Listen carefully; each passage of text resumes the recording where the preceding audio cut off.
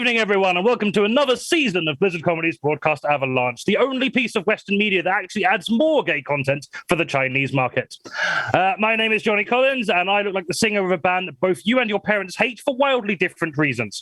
I have black hair, I am wearing eyeliner and eyeshadow that is the same tone as my skin, but makes it look a bit more sparkly, and I'm wearing clothes which some fans would describe as too many. In the news this month, U2's Bono and The Edge visit Ukraine and perform a concert at Kiev subway station. Haven't these people suffered enough? Conveniently for them, it has actually tripled the size of Ukraine's military, as Ukrainian citizens have now decided that life might not actually be all that worth it after all. Yeah, good one to open with, Johnny. Start with the light stuff, then get on to the serious stuff. Good. The Bank of England has raised the interest rate from 0.75% to a staggering 1%, mirroring the interest rate predicted by Talk TV's marketing team for Piers Morgan's show. A new virus by the name of monkeypox has made its way to the UK with over 106 reported cases at the last count. Still, I'm sure our government has learned its lesson from the last pandemic and everything will be fine. In lighter news, the UK finished second place in this year's Eurovision Song Contest with Sam Ryder. Amazing! The UK hasn't been this high up on a leaderboard since the 2021 COVID rates. The Met Office has warned that the probability of the global average temperatures reaching 1.5 degrees Celsius above pre-industrial levels over the next 5 years is now almost at 48%. But, you know, when has the 48% ever been right about anything? We are so fucked. In other news, Margaret Thatcher's statue was egged shortly after installation. I don't know why people are mad, to be honest. She'd already stolen our milk. What better way to honour her legacy than by giving out all of our eggs as well? Foreign Secretary Liz Truss announces a plan to unilaterally abandon parts of the Northern Ireland Protocol, which I'm sure will have absolutely zero repercussions to the newly opened Elizabeth line on the London Transport Network. That is a joke that is too old for me, let alone our audience.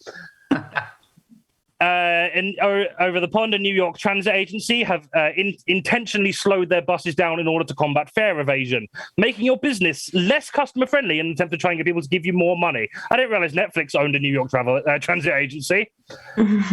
Motley Crue's Nikki Sixx has condemned unauthorized play based on Motley Crue's life, mostly because of rumors that the woman cast as Nikki Sixx's primary love interest was actually over 15. Speaking of nonsense...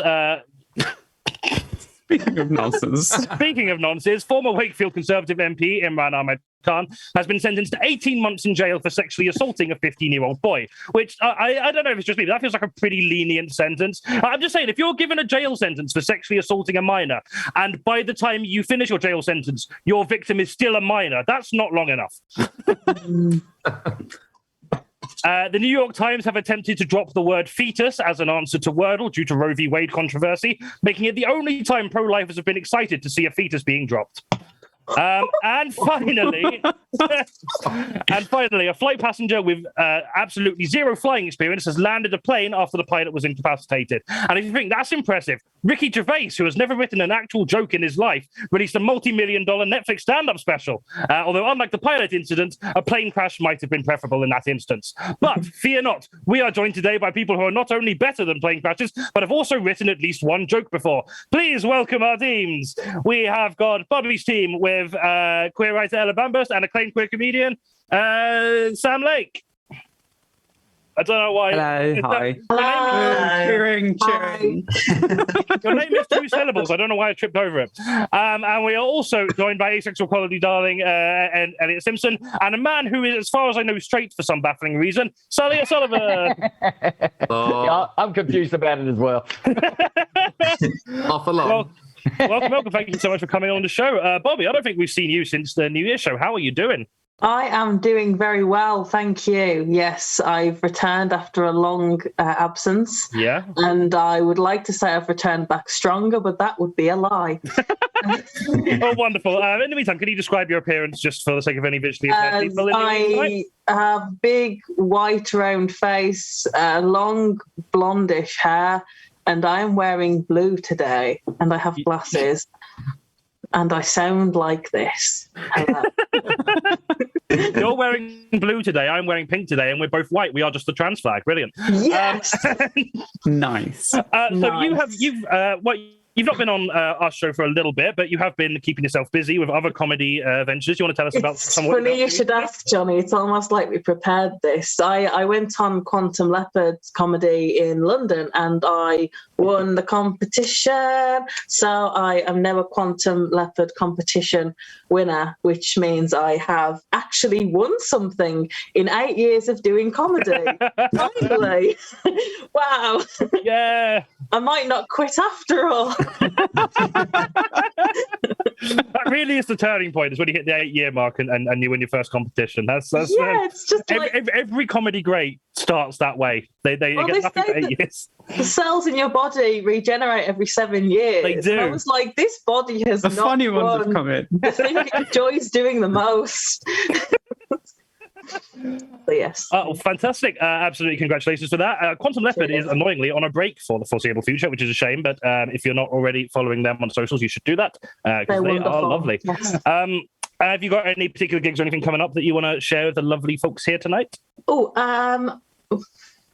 I'm doing one in Reading called Howling at the Moon on the 25th of June. Oh.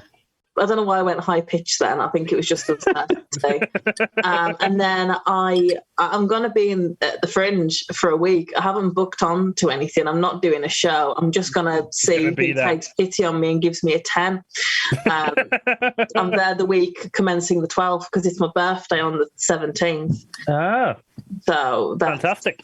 Yeah. Well, happy birthday for 3 months' time. And if you are in Edinburgh, even if Bobby doesn't get any sets, just go see them anyway, and just hang around them awkwardly. Yeah, I'll probably be staying in an Ibis budget somewhere. So yeah, just wait outside any Ibis budget. Yeah. Fantastic. Well, thank you very much for coming back on the show. And we are also joined by the lovely Elliot Simpson. Elliot, how are you doing?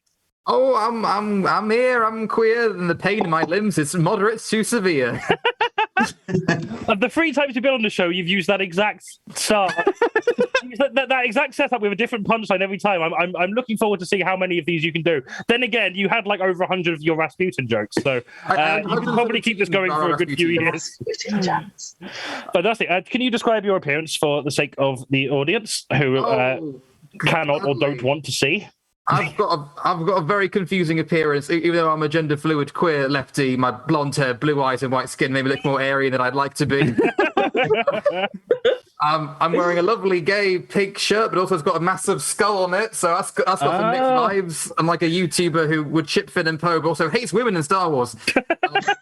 And together we do look like the shittest post-hardcore band, Elliot. I do. And ironically, why I'm asexual, my jacket appears to have 50 Shades of Grey on it. So very good. God, that book's like a decade old now. Where the fuck has the time gone? Enough about 50 Shades of Grey.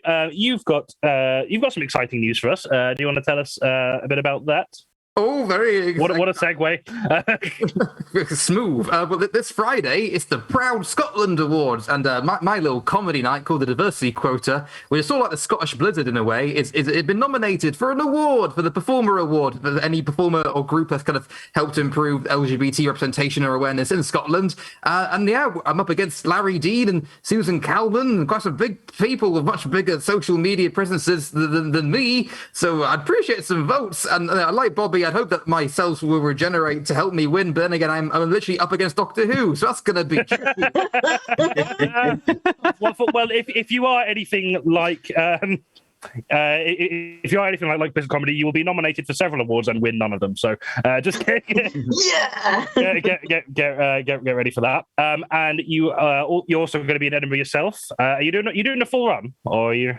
You're doing the full run as I meant to do 2 years ago until the thing happened. I will be doing my whole asexual hour show called Asexy, and I know it's every single day at the Fringe. Come along and come for the most unsexy show at the Fringe, where there'll be absolutely no dick jokes. Well, there will be some. They're very, very clever, though. Oh, fantastic. Well, yeah, absolutely go check it out. Links are in the chat, as well as where you can vote for the Proud Scotland Awards. Yeah, even if most of you don't live in Scotland, I voted yesterday because, just the corruption is how you win these votes. So just break all the rules, vote for it. Even though I don't know who I picked for any of the other categories. You have to vote for 6, and some of them are just like good eating places in Scotland, which I've not been to any of them, so I just picked the ones that had the nicest names. They might be full of Nazis. I don't know, but I've made my votes now, so we'll just have to deal with the consequence. I mean, I assume not, given that the category is things that have done good for the LGBT community. But I don't know. It's been a long time since I met a Nazi. Maybe they've suddenly become really queer positive. It's okay to be fascist if you've got a good name, is what you're saying, right, Johnny? Exactly. Fashionable fascist. Fashionista. Wonderful. And in terms of gigs, yeah, so diversity quota is on a hiatus, but you've got some other stuff coming up. Do you want to tell us about that? Literally, because we do diversity quota at the Glasgow University, because they're on a summer break, hence we're on break as well. But we're back in September with a bigger, grander show in a brand new building. And the university have told me this building is really exciting, but every single wall in this building is made of glass. So I don't know how it's going to work out when everyone in the building can see everyone else at the same time. So like that bit in your set when you just start singing opera really high pitch, you're going to have to cut that out. It's quite appropriate that we go in there and our first gig we break all the ceilings. So, Yeah. So I literally break the glass ceiling. Yeah, absolutely. I don't know if you've heard this, but there's some things you should know about throwing bricks. Wonderful. Well, that's so coming up. The links are all in the Twitch chat. Do go and follow them wherever you. Wherever. Click on all the links and follow the instructions. That's all you need to do. Thank you very much for coming on the show, Elliot. And we're once again joined by a firm favourite, Ella Bambast. Ella, how are you doing, my love? Hi, I'm doing quite well, thank you. I got a night's sleep. Fantastic. One night's sleep. Yeah, it's my monthly allotment. I saved it up for today. Fantastic. Like first night's sleep of the year, or yes. I mean, like, I don't think I've actually seen you on Zoom or any capacity since New Year again. Like with Bobby. Yeah. So, for all I know, strike together. Yeah. Stopped existing for 6 months. Well, in my defence, I did get COVID. Well, yeah, that's my excuse as well. yeah. In February, but I've March. I've just been whenever somebody goes like, "Can we go?" I was like, "No, I've had COVID." I just don't specify when. Just yeah. No, I do plan to milk it for at least the next 5 years. Yeah, Mum, I know it's your birthday. Wonderful. But in that time, you have got quite a exciting release. Do you want to tell? That just sounds like you did a really good fart.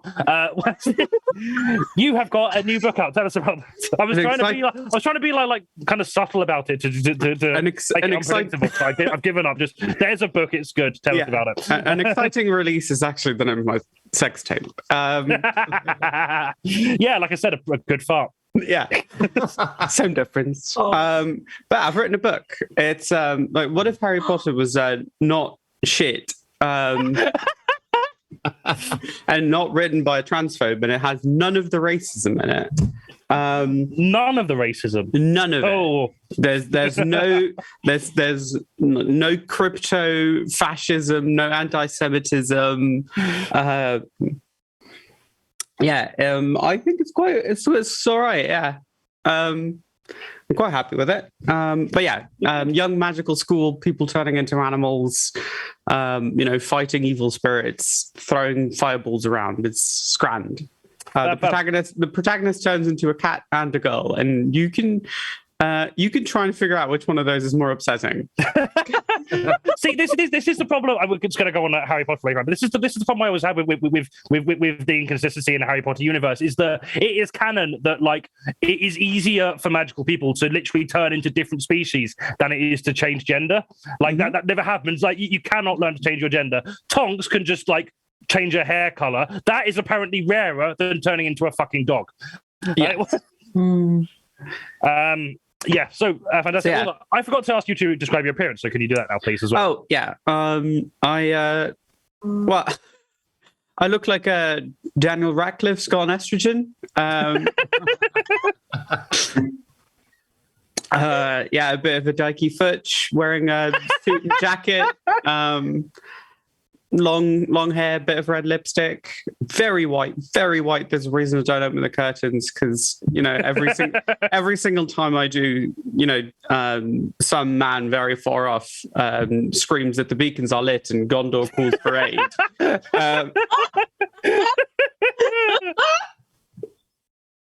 But yeah, I look a little bit like a, I don't know, like a porn star trying to look like a secretary.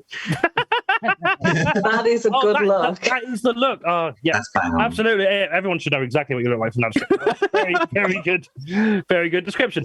So yeah, if you're interested in this fantastic gay trans Harry Potter book, you can read that I think for free on Scribble Hub, and you can also buy it for Kindle. Yes, it's on Amazon, unfortunately, Yes. but you know we're on Twitch. We're still funding Amazon technically, so within the next week. It will also show up on Apple Books and like all the other stores as well. But for now, fantastic. it's a like file who format. admittedly are also mostly terrible. So Yes, but it's Take not your Jeff poison. Bezos. yeah. But Ella will also be getting some money from that. So Yes, yeah, and, I get more money from yeah. the Kindle than I do from the physical copy. But you know, get a physical copy just to show it off to your friends. Absolutely, yeah, should do that. I may do that myself at some point. And then I'm a really bad reader, so it will take me like a year to get to reading it. But when I do read it, I will really enjoy it. Don't worry about it. Don't worry about it. I mean, basically, of the last like 3 years, I have read 2/3 of Chuck Tingle's Harry Potter ripoff. So it makes sense that I move on to another gay Harry Potter. Johnny, don't worry. You're a bad reader, but I'm a bad writer, so it'll work out just fine. Fantastic. We're perfect for each other. Wonderful. So yeah, and you can also follow Ella on Instagram, Twitter, Patreon, where you can give us some money, and also Twitch. I don't know if you stream much at the minute, but you can follow her on there. No, I have not streamed it. I have not streamed since COVID, so Fair 3 enough. months. Well, I mean, you can follow her, and then if she does stream, you will know through that. Go for it. She's streaming now, just not on her own channel, so don't go Yes. there now because there's not much going on. Although you might have auto-hosted us, I don't know. Anyway, I might have. I honestly don't remember. I mean, I can see that Jim Sterling is also live, so we may have just auto-hosted them instead. Who knows? Anyway, thanks very much for coming on the show, Ella. And we're joined once again by Sally O'Sullivan. Sally, how you doing? Yeah, doing all right. Good. Do you want to describe your appearance for the sake of people watching who might need that described? I right now am wearing a black t-shirt and a green hoodie. The main reason I'm wearing the hoodie is it's chilly in my house, but at these utility prices, fuck turning the heating on. I'll be honest, between myself and everybody else, I don't quite know if I'm really pulling off this ponytail that I grew over lockdown, but I can't bring myself to cut it off just yet. I'll change my mind afterwards. And most importantly, right this second, I have an 11-year-old cat called Mr. Bubbles on my left shoulder, who suddenly decided he wants attention and is currently getting bounced like a baby. Aww. Fantastic. That's the loveliest image description we've had so far. Fantastic. Thank you. And I mean ever, not just tonight. Not to make you all feel bad, but there is a cat. So what do you expect? Wonderful. So you, I can't remember when you last did our show. It was sometime in 2021. But it was before last Edinburgh, and now we're nearly at next Edinburgh. So tell us about what you're getting up to this coming Edinburgh. So this Fringe, I'll be back up with freestyle comedy, which is a double act I do with Rick Molland. It's a completely unscripted show. This is its 8th season, so it's its 8th run at the Fringe. So you'd think we'd know what we're doing by now, but the entire point of the show is that we fucking don't. So your guess is as good as mine, but it's heavy on the crowd work show, so it is different every day. And the main crux of the show is we choose a hashtag to describe every audience, which comes out of elements that we find out about the audience, and then we try to make that go viral by getting our favourite audience member to scream it out the window of the venue across the grass market at the French freight van. So they are baffled every day, 1 hour after our show starts, when a random person screams an obscene hashtag out the window at them. So yeah, if you want to come and see people scream random words at the French crepe van on the grass market, you don't need to come into the venue. Our show's at 7:45. Just be outside at 8:45. Audience member yelling at a crepe van. What more could you want in a fringe? It sounds amazing. I really wish I was going to Edinburgh now. Yeah, and also to see everyone else's good show, but mostly to hear that. And to be fair, we have established just by talking to Bobby now that like 8 years is as long as a comedy thing needs to exist for before it starts getting good. So the 8th season will be the one. I can guarantee it. Thank you very much for coming on the show, Sally. And last but not least, we have newcomer Sam Lake. Sam, how are you doing? Hi, that's frankly none of your goddamn business, Johnny. Well, fuck me. Listen, fine. Sorry, I've just decided to be really toxic at the start of the show. That's fine. Well, do you want to toxically describe what you look like for the sake of anyone who might need that description? Yes, happily. I would describe my look as aspiring DILF. So I'm wearing a black Alphabet t-shirt. You can't really see the logo, but there you go. That's for the view. Fan of Alphabet. I've got a mustache. That's probably the biggest part of not just my appearance, but my personality as well. I can't fix the white balance on my webcam. So it just sort of looks like, just picture a mustache floating in a bowl of cream. You can pretty much picture my face.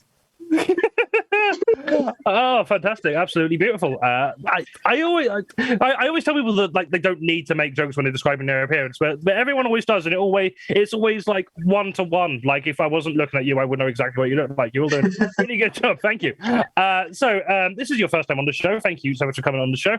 I think I don't remember if we had you like booked in for a live show before lockdown or not, but either way, I'm very happy that we have managed to get you on a show. Me too. 2 years after that. So it's very pleasant to have you here. What other shows and gigs have you got coming up that you want to tell the lovely people here about tonight? I have got some previews coming up of the show that I'm taking to the Edinburgh Fringe this year, which is my first hour show, which is called Cake. So if you are in London, I'm doing it on Thursday at the Bill Murray and on Saturday at the Museum of Comedy. If you can't make it to that, then just come to Edinburgh and see it, where it will be on the Pleasance Courtyard every day at 9:50, I think. 9:50 a.m. or p.m.? Let's hope p.m. Fantastic. Wonderful. Absolutely do go check that out. We have a lot of people in London, so please do go check that out if you are able to. And if you're going to Edinburgh, we have, I think most people, I think apart from Ella, who doesn't live in this country, is at least going to be in Edinburgh if they're not doing a full show. So do go and check all of them out if you're going to be there. Otherwise, or don't, I'm not your mum. But thank you all very much for coming on the show, and let's crack on with the games. Our first round is called Fake News, which is a lot like misinformation, yet for some reason Spotify still haven't offered us a podcast deal. Can't imagine why. This round sees our team presented with 3 headlines, 2 of them actually published from the last month in mostly reliable news sources, and the third one that I've just completely made up because life isn't confusing or misleading enough already. The teams have to guess what the fake one is. We're going to start with Bobby's team. Bobby, your 3 headlines are: Okay. Burglar breaks into garden, mows lawn, steals lawnmower. Okay. Taylor Swift says YOLO in lengthy speech to NYU graduates. Okay, that's definitely true. And Welsh driver wins legal battle because parking fine was written in English. Oh. I would like the last one to be true because it's based.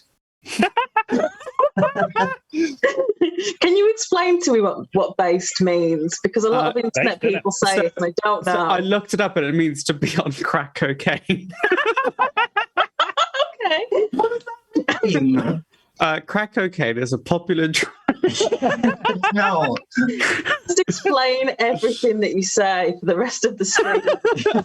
That's what we need from you. You're a walking thesaurus and dictionary. Sam, Like live do the director's commentary for the show. Sam, it's like being red pilled, but not as aware.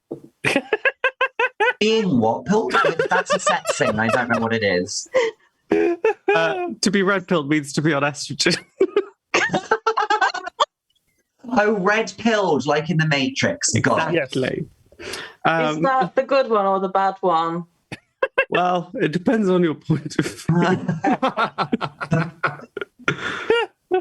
Is the blue pill when you escaped the Matrix? No, the red And- pills when you escape the Matrix. And the blue pills when you stay in the Matrix. Yes. The blue pill's Viagra, isn't it? It's Xanax, I think. Yeah.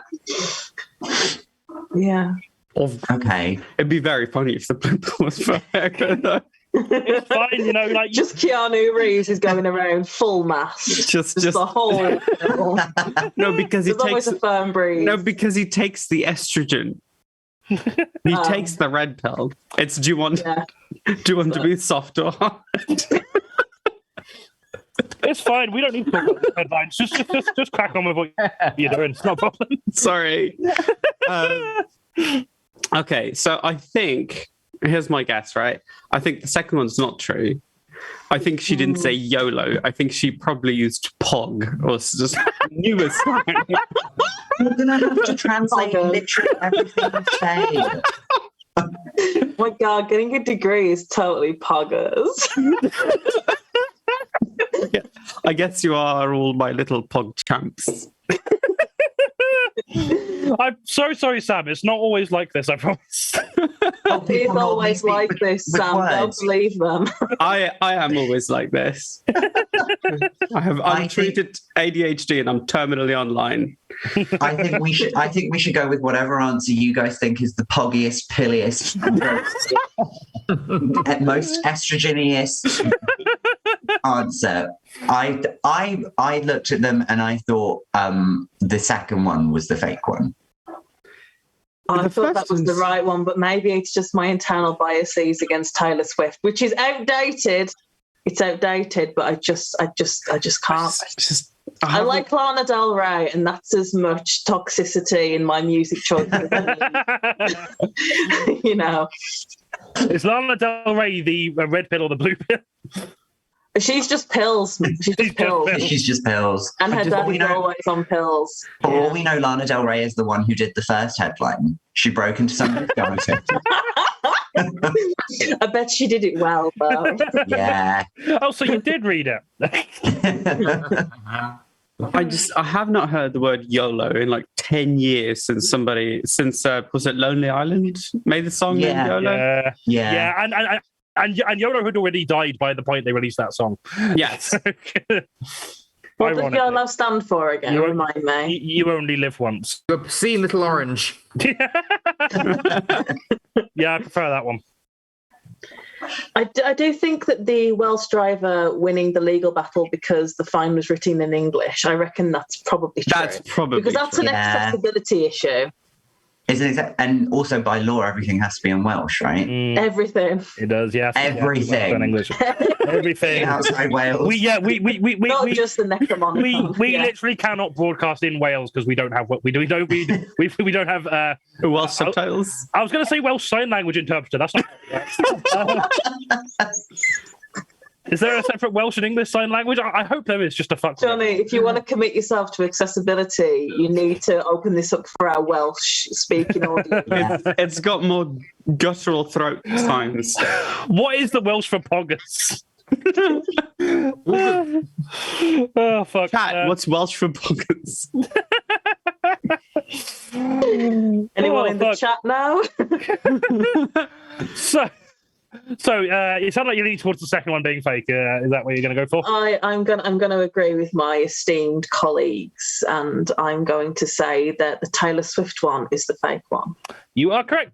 That is the fake one. Hey. Hey. Yes, Yeah. a burglar did break into a garden, steal a lawnmower, but took the liberty of mowing their lawn before he left. If I was a It's white just polite. middle-aged male comedian from the 70s, I'd say something about how I wish he'd just fucking take my wife away as well. But I'm not. Also, I Don't don't steal have a my wife. material. Exactly. I know.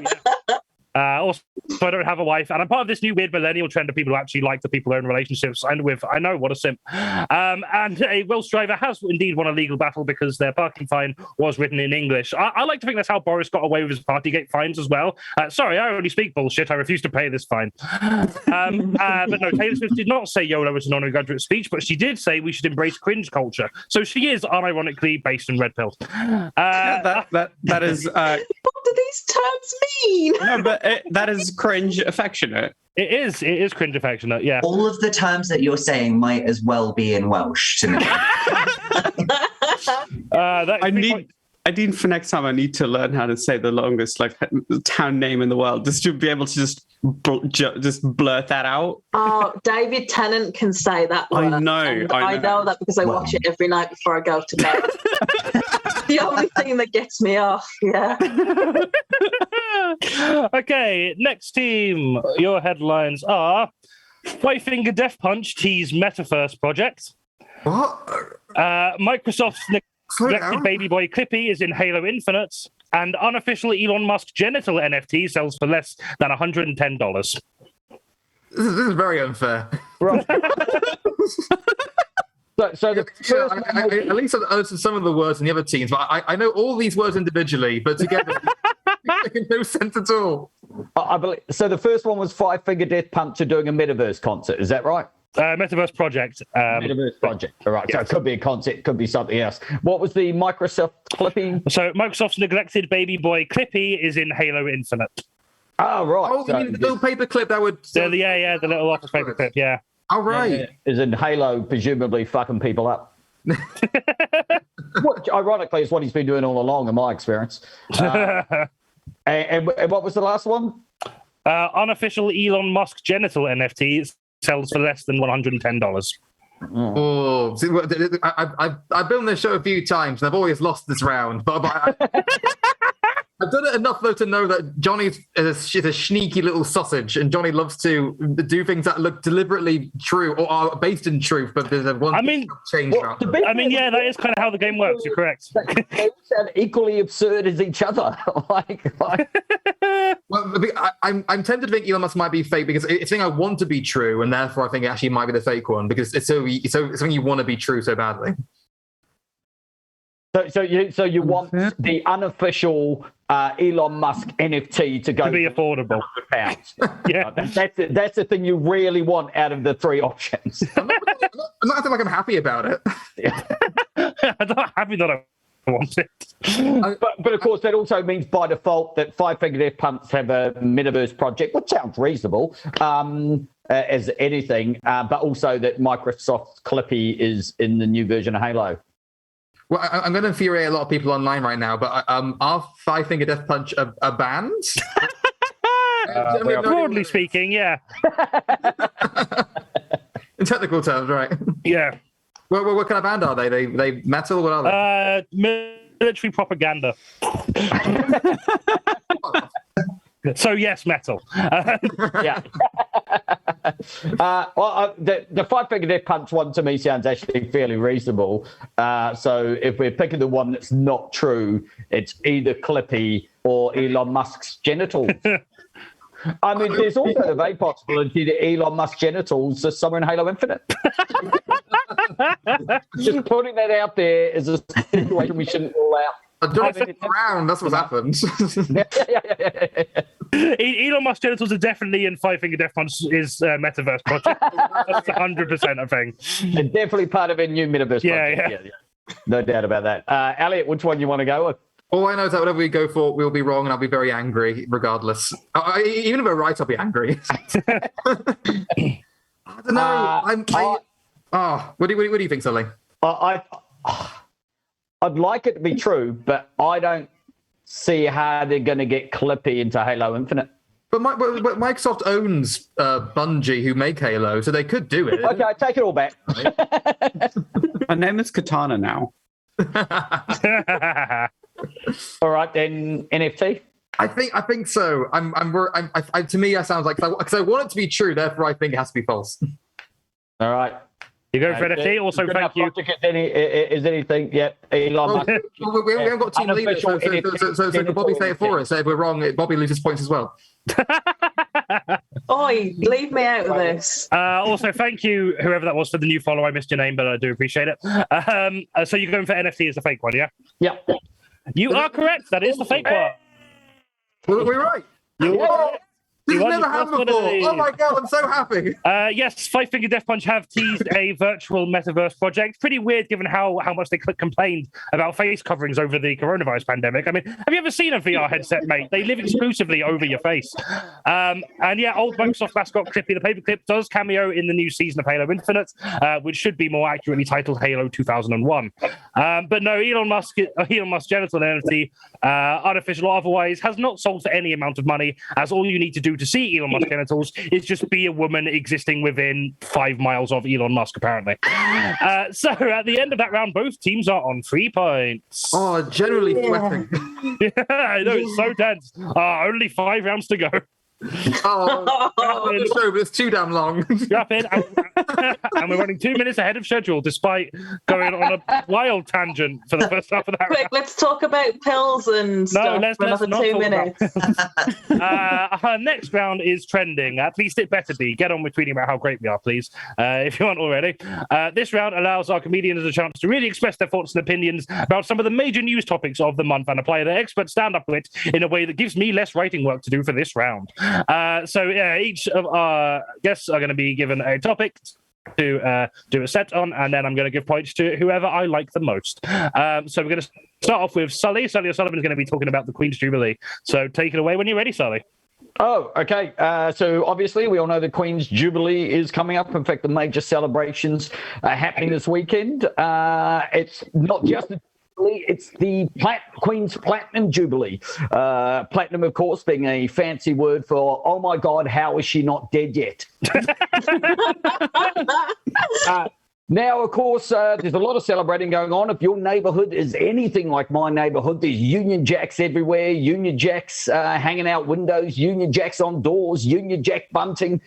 Basically, it hasn't been this difficult to spot a racist since England was in the 2022 Euros finals. That said, there's also a lot of things being done to mark the Queen's Jubilee. As mentioned, I think earlier on the show, the Elizabeth line has finally been open to the public. That's right, a new underground line in London named after Elizabeth herself, which of course means that up at this point, when any of us met a lovely little child called Elizabeth, we might have thought, oh, you might be named after the longest reigning monarch. Whereas now, or at least from February 2023, if any of us meet a lovely little child called Elizabeth, we'll probably think, oh, your parents probably conceived you on a public transport. Another thing being done, of course, to mark the Queen's Jubilee is they've announced, not 7, because it's the 70th Jubilee, but eight new cities. One of the new cities, wait for it, is Milton Keynes. That's right. Gone are the days when, in order to be a city, you had to have, say, a cathedral and maybe your own university. Now, apparently, all you need is too many roundabouts, a general state of depression, one massive fuck off IKEA, and no one to really know exactly where you are on a map. So right now, Warrington must be wondering how on earth they missed that fucking list. Warrington, the Milton Keynes of the North. Now, this particular Jubilee actually does have some personal significance for me, because while I have been alive for a couple of the other Queen's Jubilees, this will actually be my first ever Jubilee as an actual British citizen. That's right, I got my citizenship just last year, and the final step to becoming a citizen is actually taking an oath, a pledge of allegiance, which I know sounds a little bit American.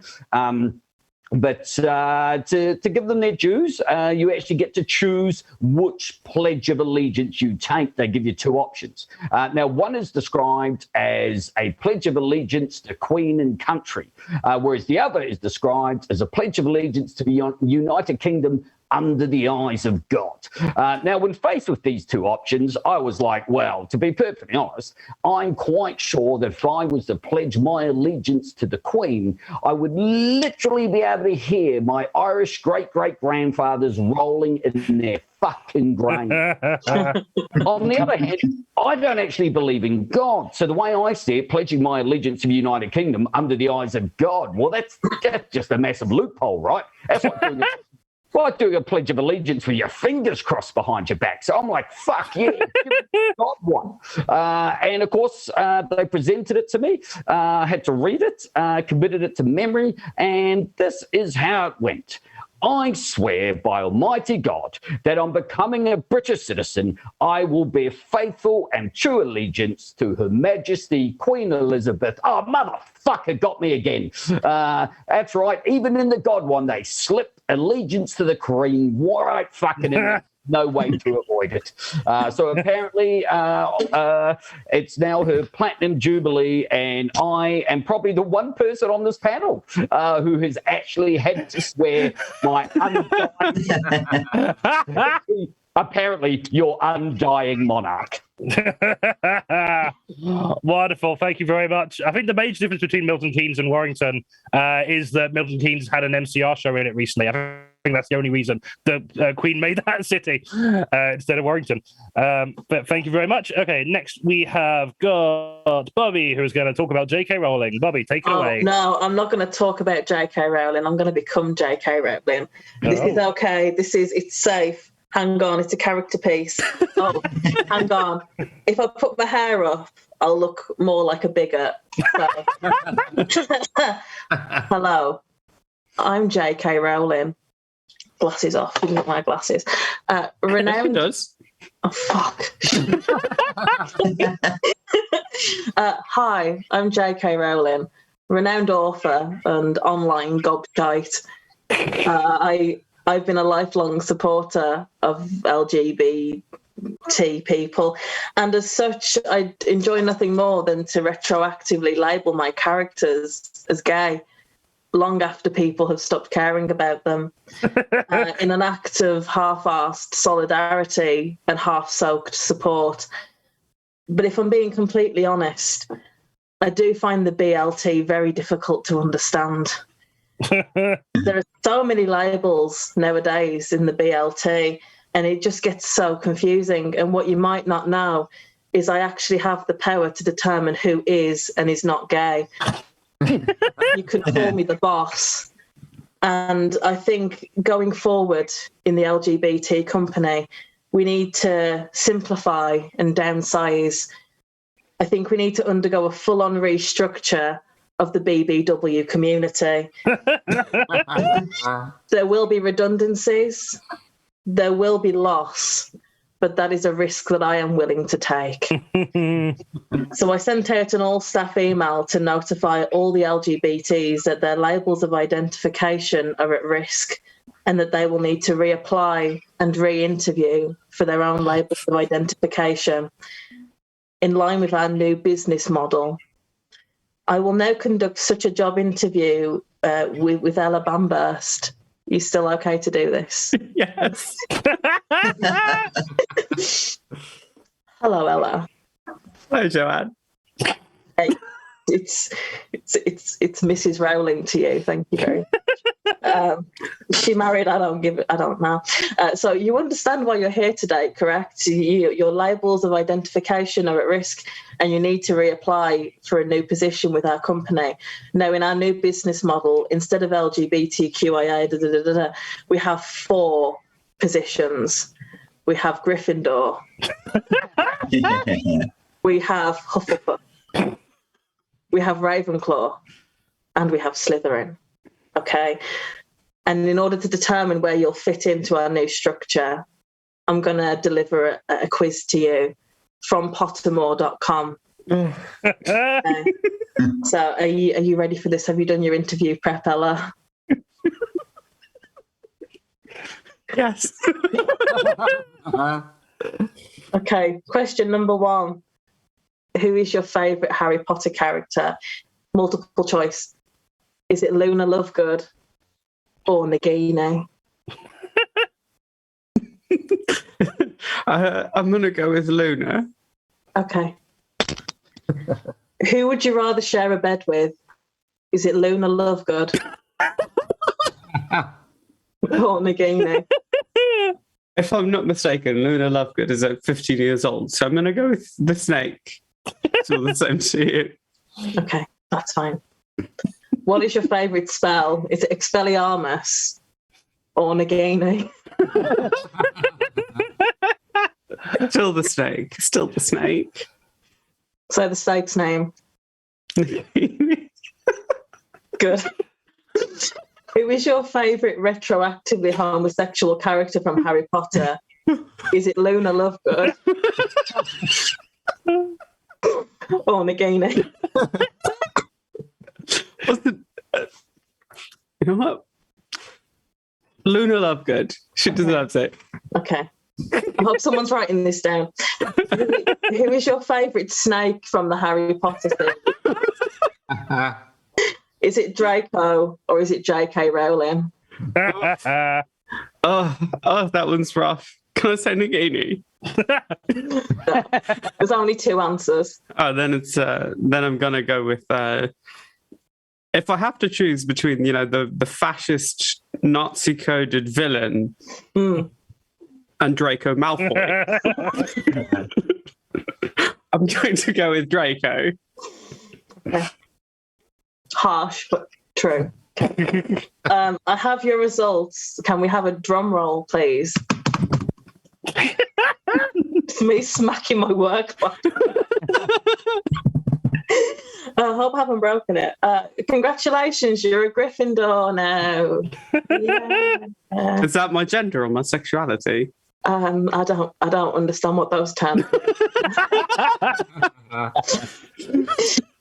So congratulations on your new job. On the way out, please surrender your flags and pick up a Gryffindor scarf instead.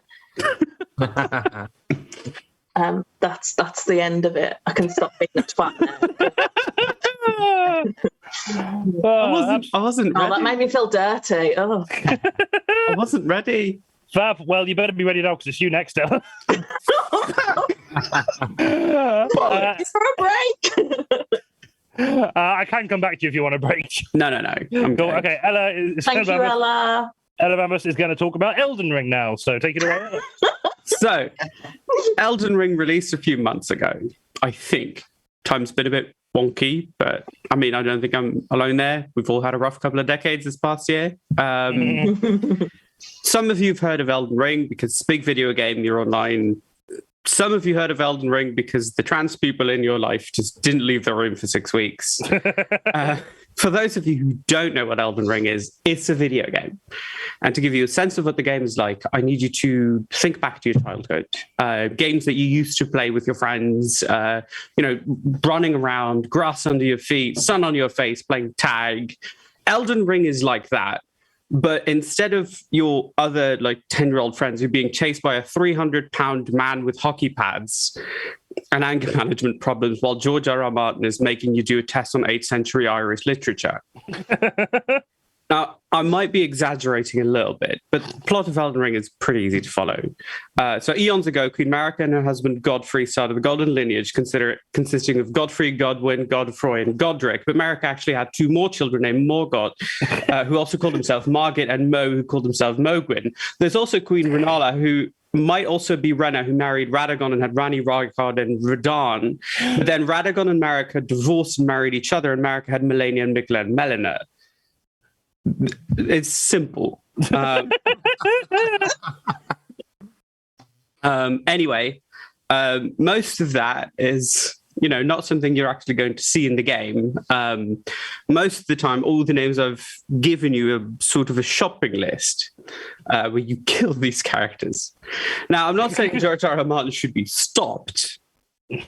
I am, however, heavily implying that maybe he should stick to the book series. Nobody actually wants to read anymore after the end of Game of Thrones, despite the fact that we know it's never going to end. But Elden Ring is a fun game. It really is. It's a bit like enjoying the beauty of the decayed world of Middle-earth and when watching Lord of the Rings combined with all the masochism of playing multiplayer games on the internet. But instead of calling you a slur, your opponent will just call you foul tarnished before caving your head in. It's grand. But yeah, no, it's a fun game. Don't buy it because George R. R. Martin is a bunker. Wonderful. Thank you very much, Ella. Okay, next we're going to have Sam, who is going to be talking about drugs. It's the topic I'm inevitably an expert on. Love drugs. I've done all of the drugs. I've done them all. I've done poggers. I've done red pilling. You name it, I've done estrogen. That was a confusing night. I wanted to talk about drugs because there's been a story about reclassifying drugs and the severity, and I think that would be a good thing. I genuinely am not a huge drug taker myself. I've taken one time at a house party, I did a pill. Because I'm really edgy. And I say I did a pill. I didn't do a whole pill because I'm not crazy. I split a pill with 17 other people at the house party. So I don't know if anyone here has done 1/18 of MDMA before. It's basically the same as having a very strong mint, like a tree ball or an airwaves where it goes like, oh, okay, that's done now. And that was fun whilst it lasted. That's sort of my experience with drugs. And the only other thing that I have done is a bit of the old, chunky dank kush, bit of the green. I'm never the one who has it to hand. I'm always the one at a house party who's just like, oh my God, are you doing joints? Oh, are you doing joints? I would love to partake in a joint. I love doing joints all of the time. I just don't have to have my baccy on me. That's what's in it. One time a friend was ordering some of this stuff, and they put the phone on to me because they had to go do something else. And they were just like, just tell them that you need enough for 3 people. And I said, oh, okay, sure. And some man was on the end of the phone, and I went, hello, I'd like a weed, please. And he said, well, you have to tell me how much you want. And I said, enough for 3 people? And he was like, well, you need to tell me in weight. And I said, oh, right, okay. So I looked around. I was in the kitchen. And I looked for something that looked like what I, in my head, think is the same size as a regular standard pile of weed. And so I looked at a cream egg. And I looked at the cream egg, looked at the label, and said, this is 40 grams. And I said to myself, well, in one sitting, I can eat 3 cream eggs. So times that by 3. And I need enough for 3 people, maybe add one on extra just in case. So I said to the man on the phone, can I have 306 grams of weed, please? And he said, you need to speak to a bulk manufacturer. Like a wholesale cash and carry deal.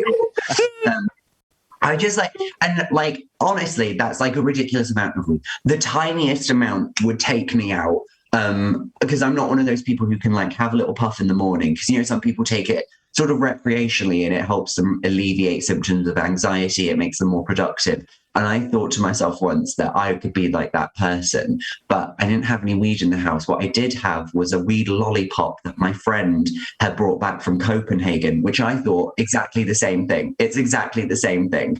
So I set aside a day where I was going to try this. I was going to get up at 8:30 a.m. and the first thing I would have would be the weed lollipop, thinking that it would make me really productive and incredible, and I'd get through all of my to-do lists and all of my admin. So I sat down at my desk 8:30, popped it in, gave it half an hour to kick in. 9 a.m. I feel amazing, ready for the most productive day of my life. And then I woke up 14 hours later.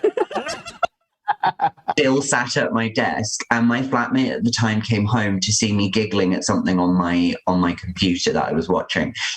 And she looked at the screen for a really long time and looked at me whilst I was laughing and said, Sam, why do you find this so funny? What I was watching was an episode of Family Guy. Don't cancel me. But I thought it was really, really funny. So I said to her, this episode, it's just absolutely great comedy. And she looks at it again and then stares at me in the eyes and goes, Sam, that's paused. So I was so high that I thought a still image cartoon was full motion video. Do I have a point about what this means in terms of how drugs should be reclassified? No. And I'm done. Oh, thank you very much, Sam. Absolutely fantastic. And just as rock and roll as drugs, Elliot Simpson is now going to finish us off by talking about airports. So, Yeah. crack on, Elliot. Hello? Oh. Hello. Oh, sorry. I was in airplane mode. Sorry. I got turned off. So anyway, hey, what's the deal with airline food? That's it. I originally wrote a 5-minute set, which is a very long rant about the actual reasons why airline was pretty bad because of safety reasons and lack of space. But it wasn't very funny. But I would still like to make it a fringe show one day called "What if Jerry Seinfeld read a book?" Don't tell these like topical political things. I'm just going to tell some very terrible airplane puns. So, like an airplane, strap in, lads. So I've got a long history with airports. When it comes to chucking fortified wine through the air, you can't beat an airport. Because frankly, I'm sorry guys, but red wines from Tuscany just aren't my cup of Chianti. That's thing number one. Oh yeah, feeling good. Right, I've been visiting airports a lot recently. As many people know, I'm asexual, but doesn't mean I can't have relationships. You know, I don't care for sex, but I do like some intimacy. I like the cutting and the cuddling and all that stuff. But I've become old and wise and queer now, and I've realised maybe I don't need to be in a relationship to have physical intimacy. If I want physical intimacy, I can get that just by going through airport security. Airport security, you are always the little spoon. Well, I say that I'm neither a little spoon or a big spoon. I'm more of a spork. Initially curvaceous, but with a hidden prick. But this bit actually is true, and I don't want any jokes. All right. Not about you, Johnny. This actually is genuinely true. When I was a teenager, I actually lived in Moscow, and I remember the first time I went to Moscow, they have security at every stage in the process. They have security when you get off the plane, when you get your bags, when you leave the airport doors. And because I was very young and very autistic, and I didn't understand what signals meant, when the guard went up to me and he like put his hands out to signal me to pose to be searched, I genuinely thought he wanted a hug. And it also is no joke. That is the reason why I was literally given this real elite security card from Russia, that in case I kept hugging more strangers, so I'd be protected. Not a joke. An actually true story. It's an actual. This is the same card Putin has. I'm not even joking. That's adorable. So I used to go on planes a lot as a child because I grew up as an expat. Well, I say expat, I was just a rich immigrant. I was the kind of national Farage wouldn't throw out. So I guess I'm just like his wife then. But anyway, I'm not great on planes, which is why I tend to sit inside them. Thing number two. Feeling good. But my partner, she's not very good on planes either, because I hate to admit this. She gets very farty. She's very farty on planes. Very farty. She's very gay and she's very farty. So she's literally a tutti frutti. Oh my! Because I'm asexual, it must mean I'm a prude. I must really hate the Mile High Club. But I don't hate the Mile High Club. I just get a bit annoyed when they take 2 hours on the loo on a 12-hour flight and I really want to fucking poo. It's quite tense being asexual on a plane because you know that at any moment if a window was to break, I'd be sucked off. Thing number four. Try to get one more in. My partner was with me on the plane. She was really annoyed when the pilot tried to explain how the turbines worked. I really hate it when men have to mansplain. Gotta be winners, but I'll leave you one more zinger because I know you're begging for one. I'm not going on planes ever again because last time I was on a plane, I was sat next to an anti-vaxxer for 4 hours and I argued with them. But then I realised, why bother debating an anti-vaxxer when you can just wait? Number 6. Thank you very much. Try the fish. Oh, wonderful. That is a very tough one to score. I am going to give the points to Elliot for that, and I'm going to give Sam the runner-up points because I really enjoyed all the drug tales. I'm also going to give J.K. Rowling a runner-up point because don't. What? Yeah, no, I'm not giving Bobby Steam another point. I'm giving J.K. Rowling a point. I No. love watching Drug Tales as a kid. Although it's mostly giving Ella a point for surviving. So at the end of that round, Elliot's team are on 6 points and Bobby's team are on 5. So Oh, I've been promoted to team leader now. You Great. have, yes, well done. Just because your name was written down first, because I sorted them alphabetically, it is not favoritism. Although I did give you the point. Anyway, our next round is called Break. This round involves some of us going for a piss, a smoke, or to get a drink while the rest of us chat shit with you in the meantime. Bonus points will be awarded to anyone in the chat who wants to support us by donating to our PayPal, subscribing to our Patreon, subscribing or cheering us on Twitch, or buying some of our sweet merch on Big Cartel. Or if you can't do that, you could help us by tagging us in your Insta, Facebook, and Twitter posts about how wonderful we are. This round will last 5 to 10 minutes and is starting now. So what have we got in the show? Oh shit, I've missed a lot. Hey, Family Guy paused is universally better than Family Guy in motion. Yeah, True. no, I can see that. The animation is the best part. The art style is the best part about it. Everything else is terrible. The voice acting is good as well. I don't like Seth MacFarlane, but he does, his voice is mad. If you want to hear Seth MacFarlane's voice, then he's good at that. Yeah. He's a really good singer as well, but I don't like him. But my God, he's got some good pipes. Yeah. Wasn't he that one who nearly died in 9/11 but missed his flight, or was that someone else? I feel like there was someone like him. He told a whole story about how he was meant to be on the one of the flights 9/11, but missed it because he was late or something, which just feels very Seth MacFarlane to me. Yeah. 9/11, guys.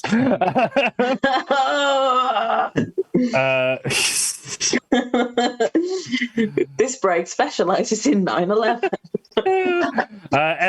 Ella's a Draco simp, breaking news. Oh no. You did this, Bobby. What did I do? You made Ella a Draco simp.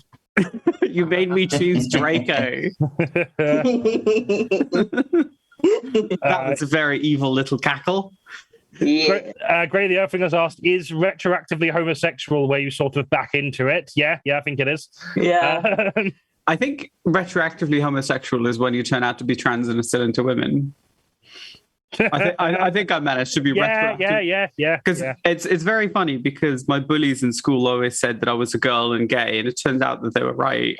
Right, yeah. My bullies at school said that I was a lesbian, and they were nearly right. Well, halfway Their there. excuse was that I used to like hugging everybody.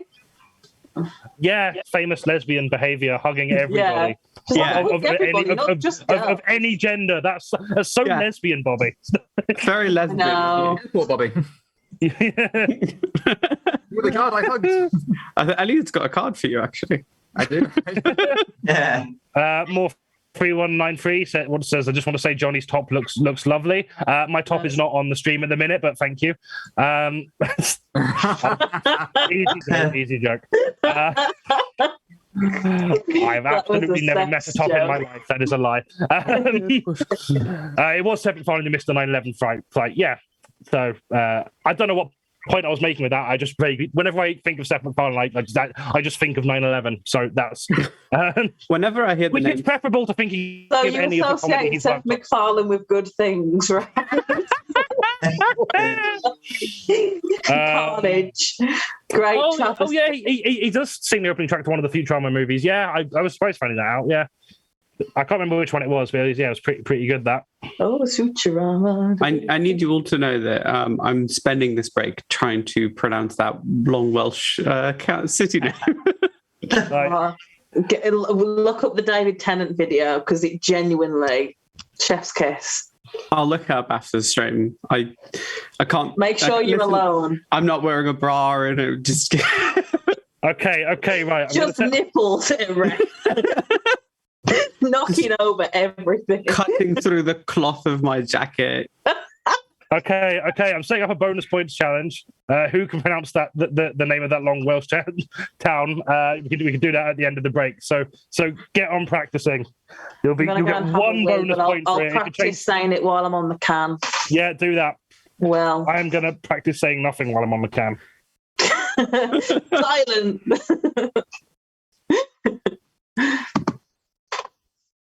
Right. Oh, shall I? I'll stay so Ella's Yeah, not I was going to around. turn off my camera. if I'm going to be the only one here, I'd turn off Do you my want to see something exciting? Shouldn't we do that after the show? Because people watching and so. Oh, I'll pop a tit later.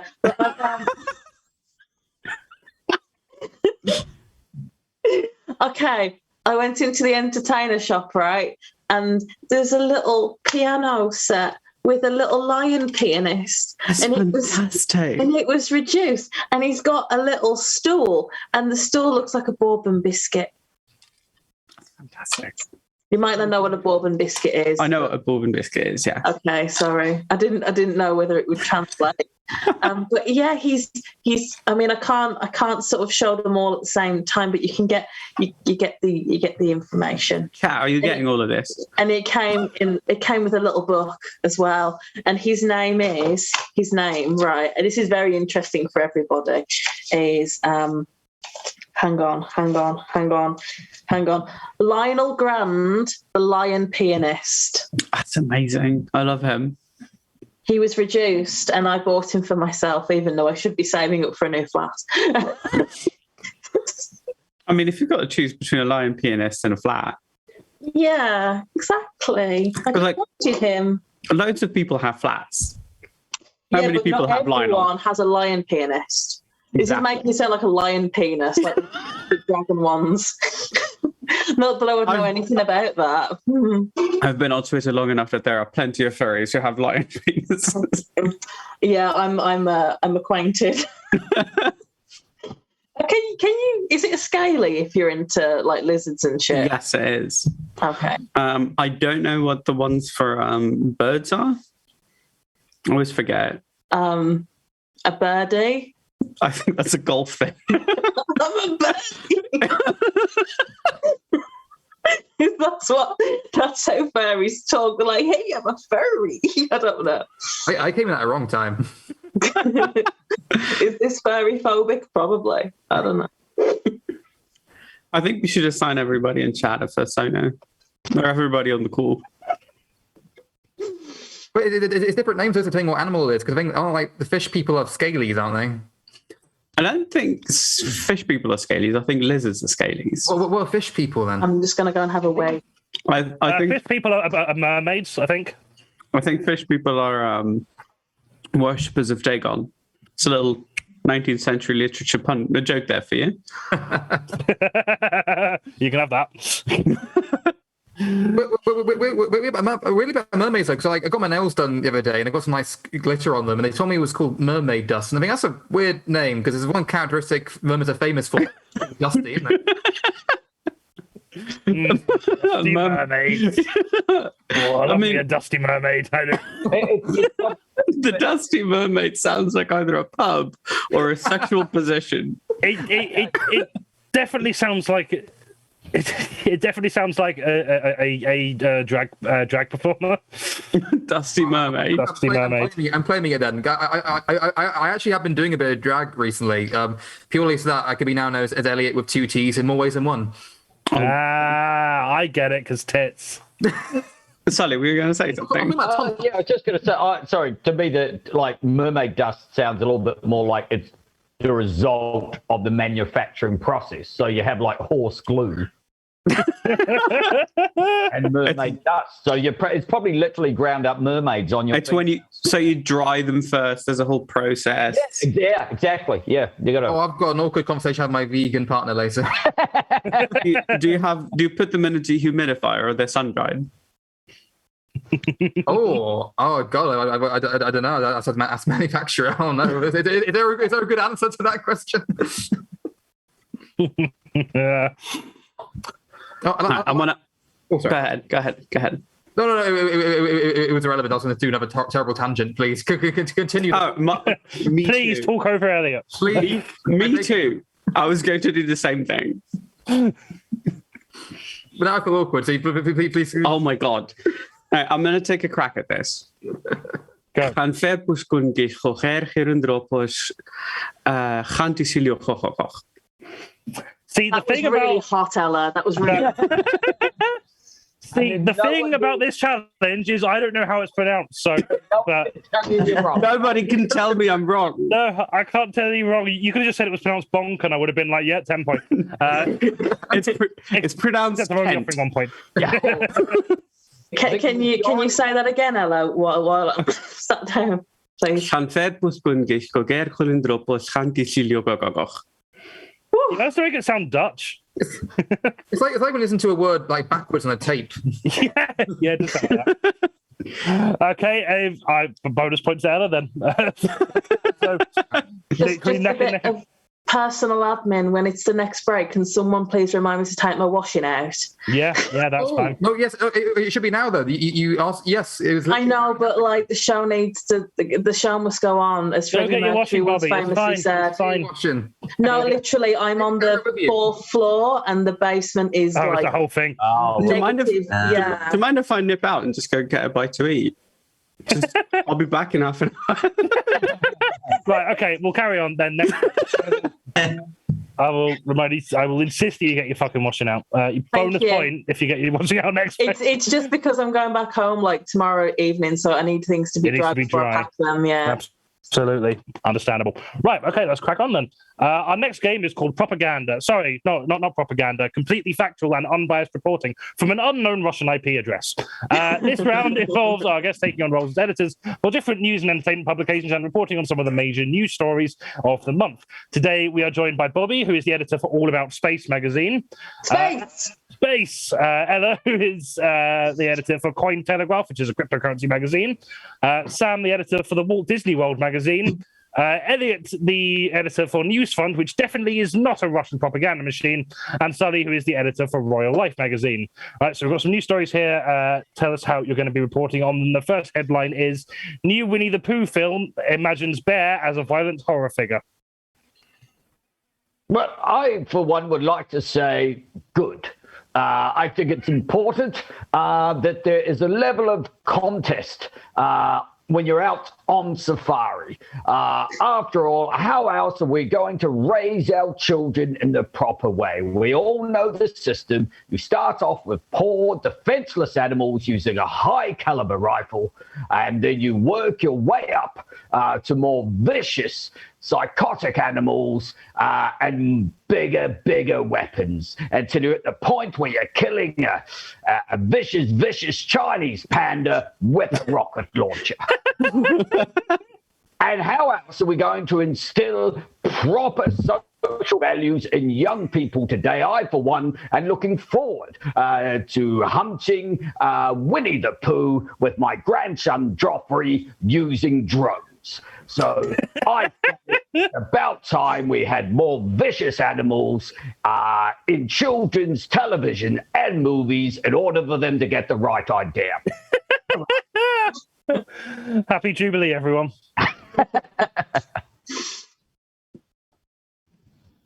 I've got Space magazine. Hello. Even in his evolved form, Winnie the Pooh is still not as deadly as the surface of Jupiter.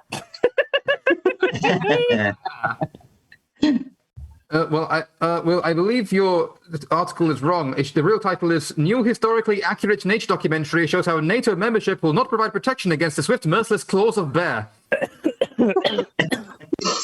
I think what we're losing track of in all this is that we are actually currently launching our new Murder Bear NFT collection.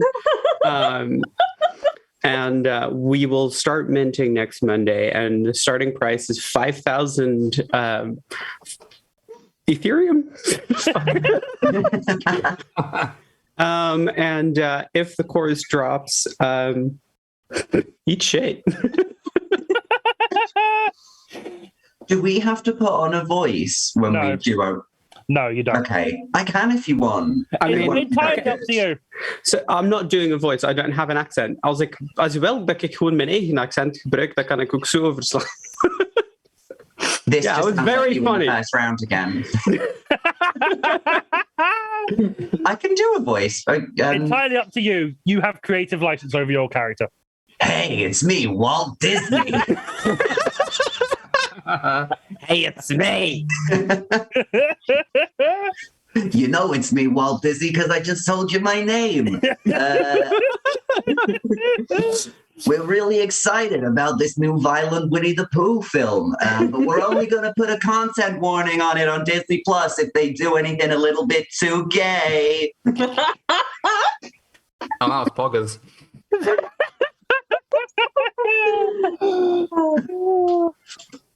Any more for that one? Is it in space? All about space magazine here. Hello. Is it in space? Nobody here can hear you go up, down, touch the ground in the mood. Fucking brilliant. Okay, next one. NASA warns alien life might not be fuckable. Putin to become first and only man to fuck alien. We will be launching our new line of non-fuckable tentacles. What's the point? Can I just say, on behalf of everybody here at Royal Life Magazine, that if NASA thinks aliens won't be fuckable, I think you'll find that Prince Andrew will be the judge of that.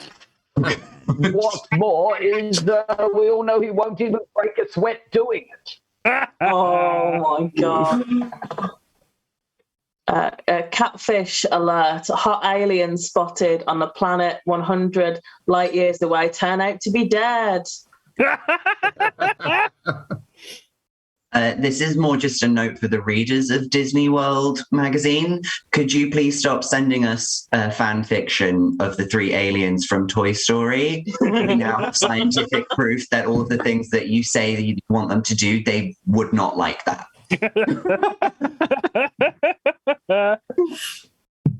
Unless you bring a claw. Okay, any more for that one? Aliens are very much like Halley's Comet in that they only come once every 76 years. Okay, next one. University of Cambridge researchers use algae to power computer. All about. Oh, sorry. I was just going to say all about Space Magazine here. The sun is far more powerful than algae. We think it's bad. And also, I'd like to say conversely that the University of Mars researchers now use dark matter to find images of your mum's ass. But I think it's actually quite amazing that we've managed to now use algae to, do the like things that our society is built on, like mining crypto. I'll be honest, here at Royal Life Magazine, I'm not quite sure that I understood the question correctly, but I am sure that Prince Andrew will be onto that pesky algae as soon as he's finished fucking. Hey, it's me, Walt Disney. We've known about this technology for years. It's what we use to power the cryogenic chamber that stops Walt Disney, me, from dying and also being racist. Why is Walt Disney turning into an old Jewish woman? Don't talk to me, kid. My bazungas are giving me a huge head trouble.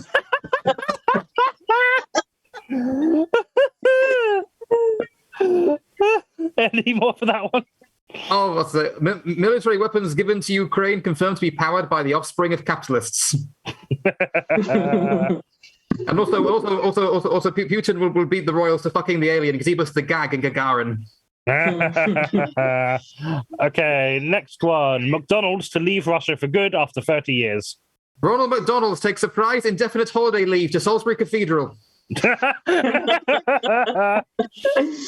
I, for one, would just like to make it clear that we were never at McDonald's in Moscow. We were at Pizza Woking the entire time. I even retrospectively wrote it in my diary, and that's all I have to say on the matter. I don't know why you keep bringing it up. So the reason that this is not all that surprising is that it's important to remember that McDonald's was never actually in Russia. There was a proof of ownership on the blockchain. But that did not actually translate to physical ownership. And then somebody broke into their crypto wallet. McDonald's will be rebranded as McDonbass.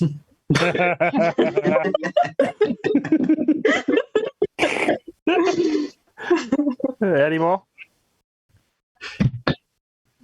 Cool. Okay. Oh, someone going to say something, or was that me echoing? I think somebody's echoing. Cool. Okay, next one. Netflix cancels Meghan Markle animated series Pearl. Is it Planet Earth wins the prize for the most racist planet in the solar system? I would just like to say I've never heard of Meghan Markle. We only cover people with royal titles or to people with royal titles. And while I don't know who she is, I would just like to say that I'm quite sure she's a lying little bit.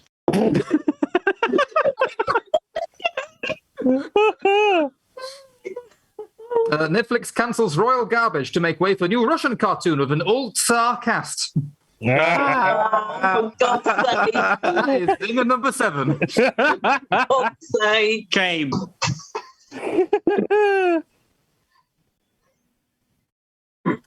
Any more for Netflix? I don't think that's up to us. I think that's up to Ricky Gervais. And, Okay, in that case, final one. Vladimir Putin stunned to find out ex-gymnast lover is pregnant again. Great fearless leader confirms that skankhole bitch gymnast was fuckable alien all along. Well, I have no doubt that someone of Vladimir Putin's standing is horrified by the revelation. I mean, imagine getting someone pregnant that you're not even remotely related to. I mean, not even second cousin. I mean, it's mortifying for the poor man. despite claims of it being a non-fertile trampoline,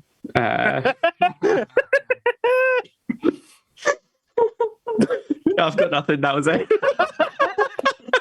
No, that was enough. I liked it. I've got one. Putin's approach to sex is the same as his approach to war, in that he will never withdraw.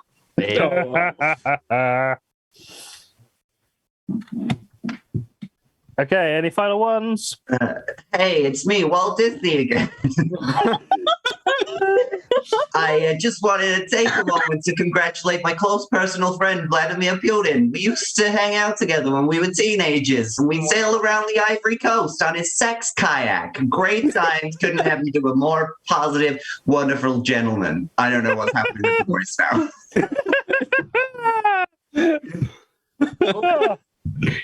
Oh, I got one more. Go. Great fearless leader confirms that gymnastic sex was poggers. Oh my god. Okay, I am going to. Oh, this is a close one. I think I'm going to give the points to Elliot and Sully for that one. But that was fucking very close. I'm going to give a bonus point just for that spot on Walt Disney impression. Thank you. So at the end of that round, Elliot's team are on 10 points and Bobby's team are on 7. Our next round is cancelled. Can we cancel? Yes, we cancel. This game of cancelled involves us fully embracing cancel culture to cancel one of the people, places, things, or concepts that has irritated our guests the most this month based on your votes. Each guest will be presenting their argument for who is cancelled this month. I'll be picking my favourite 3, and you at home will be able to vote out of those 3 who you think is the most cancelable. And at the end of the round, we can 100% guarantee that whatever it is, it will definitely be cancelled, or at least probably won't be booked for this specific show.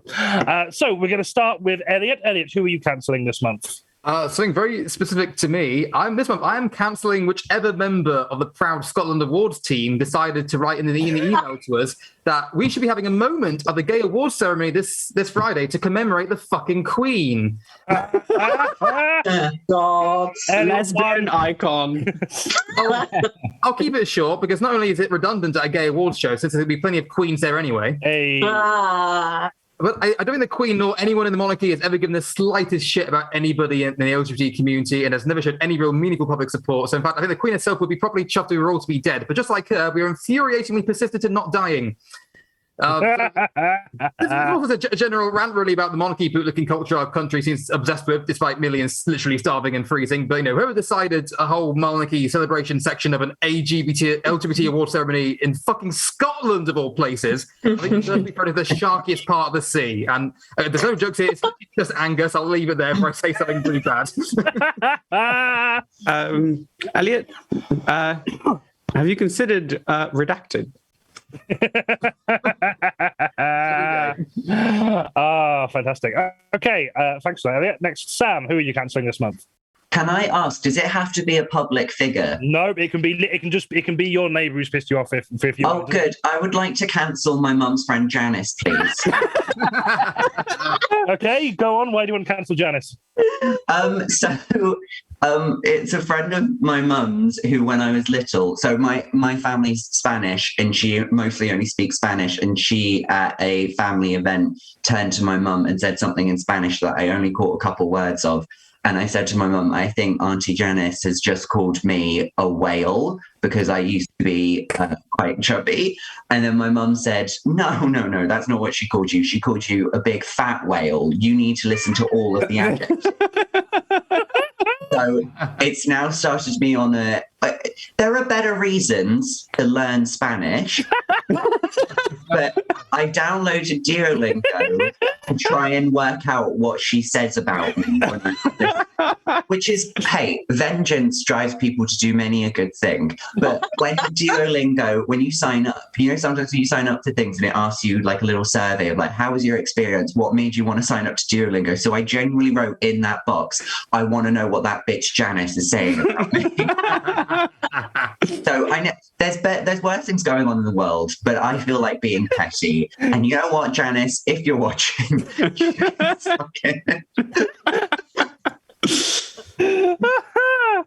Okay. Oh, fucking brilliant. Okay. Very strong case. Okay, Ella, who are you cancelling this month? With the whole, Dave Chappelle and Ricky Gervais and what's his name, the lightly soaked Q-tip, who brought Dave Chappelle on. So I think who deserves to be cancelled this month is just all comedians. It's not a real profession. I'll leave. I'm happy to leave. They add nothing of value to the world. I think it's just sitting around and thinking of jokes. I mean, come on, who even does that? It's not a proper job. If there's one thing I hate, it's comedians and authors. It's just words. Anybody can do it, and clearly it's just the rich elite. Just way too much privilege. I think all comedians should be cancelled. I'm angry because it's true. Yeah. Undeniable. Really struck a nerve there. Yeah, you're absolutely right. And I've just won an award, and you wanted to cancel me now. Not only that, Bobby, I'm taking it away. My award first before you cancel me. Oh. You can have your award and then immediately have it taken away. Yeah. Okay, Bobby, who are you cancelling? Is it elephants? No. Although Ella might fall into this category, I want Belgium. to cancel. I want to cancel people who give too many music recommendations in conversation. Shit. Because it starts to feel like a university reading list, and much like that university reading list, I will half-arse it and I will look at the Spark Notes and I will look at Wikipedia just to get by. And the thing is, I'll start listening to a song that someone recommends to me, and then 30 seconds in, I think, this reminds me of a song that I like. And then I listen to a song that I like with renewed appreciation because it's a song I want to listen to and not one that I'm forced to listen to. And I've got a real bone to pick with this because I had a crush on a boy 2 years ago, and that was my first mistake. But I lied to him and said that I liked hyperpop in the off chance that he might dick me down, and it never happened. I listened to a lot of very squeaky shit music and I never got any dick from it, and that's just a bad use of my time. And I just think you can't force people to like things that they don't want to like. You can, like they say, you can lead a horse to water, but you can't make that horse listen to the works of Kanye West. Can't make that horse stick you down. Kanye, Wild Wild. Johnny, no. I said you can't. Fantastic. Okay. Thank you very much for that, Bobby. And finally, we got Sully. Sully, who are you cancelling this month? Weirdly, now this person hasn't been in the news, but they have performed to a few hundred people this week. I would like to cancel myself. And the reason this is not, it's not even for any reason that Ella has just suggested, as good as those reasons were. I genuinely think the world would be better off without people like me in it. Now, I do realise that sounds a little bit like I'm about to kiss Mr. Bubbles goodbye and just go and end it all, but actually hear me out. It seems to me that there's now an entire generation of people use the word woke as an insult and are horrified by the very thought of pronouns, and I'm guessing probably verbs as well, all the while complaining that there are now 142 different genders or some other made-up number they heard from some bloke down the pub, or probably Piers Morgan. And the weird thing about that generation, and I think it's anybody of my generation, Gen X and above, the weird thing is they don't all lack self-awareness. Some have literally said to me, because they consider me a peer, that they occasionally wonder if they're missing something, and that one day they'll be looked at the same way as they currently look at their slightly racist grand. And I just want to say to those people, yes, you will be. And it's not someday, it's fucking now. Generation are looking at you like a senile racist grand now. So what I'm saying is the sooner my generation is cancelled, the better. And I do mean like Gen X, anyone above. And frankly, I'm willing to go as part of that collateral damage. Make the world a better place. And before anybody pulls me up on it, if the very fact that I seem to be suggesting some kind of intergenerational based genocide / suicide is actually a positive thing, yes, that's exactly and what's more is that suggestion is so horrific in itself. That should just be another instance of the fact that my generation is so warped in our morality that we have to fucking go. Oh, fucking wonderful. Okay, right. What I'm going to do is I'm going to pick my 3 favorite ones of these and put that up to a vote in the Twitch chat. Do you have to fight each other? Yeah, I mean, you can. I cannot stop you voting for yourselves. Well, so. I've got a jelly bathtub right here. What? But yeah, for wrestling. I've been working out. Yeah, that's so poggers. I'd argue it's based in red pill. Oh my god. Okay. Sorry, Bobby. Bobby, do you want to go get your laundry now? Because we're about to go for another break. Oh yeah, laundry. Laundry time. If you're lucky, I might put it on the clothes horse while people are watching, and I'll tell people my rationale behind where I put things. I don't think I've ever been on a show that's had a laundry break before. It's because I'm a woman, Sully. That's what it is. We are groundbreaking. My generation understands. Okay, right. I'm going to start the poll. You can vote for Gen X, comedians, and Sam's mum's friend Janice. So you can put your vote. You've got 5 minutes on the vote, and in that time, we are going to go on to another break. So Bobby's going to do their laundry. Someone will probably go for a poo. I have a hunch comedians is going to win this by a large margin, but let's see. They're all things I would cancel. I think every single one. Can you vote more than once? Is that possible? I don't know. Oh, Sam's mum's friend Janice has got is rivaling comedians pretty closely. 43 to 57%. This is almost as close as Brexit. Which means that whatever the answer, nobody's going to be happy, is what you're saying. Exactly. So, speaking of pronouns, by the way, Sally, I've been thinking about mine because it says she, her on mine, but I tend to go by she, they, but it's a bit like... it's like, okay, I want most people to use she, her pronouns, and then friends can call me they every once in a while, like feeding like a little treat to your dog. But I've been thinking about it, and we keep going for personal pronouns, but I think I'm going to switch mine to who whom, just because it would really, really upset the linguists in the audience.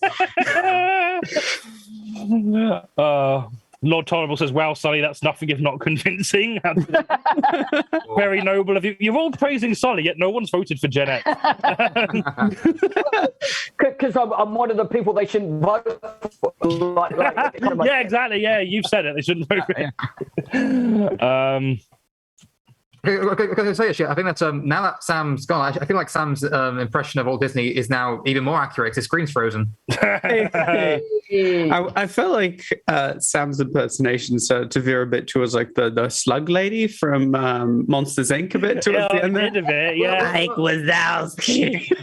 It's funny you say that because now that the cat's gone, because the microphone's in view, the audio description of Sully's screen is actually just Mike and Sully. Andrew Taylor says we already cancelled all the comedians. That's literally why this show exists. Fair point. Fair point. If all comedians are getting cancelled, does that mean we're all getting a Netflix special? I think so. Yeah. Cancel comedians and then this broadcast. Yeah, we should definitely do that.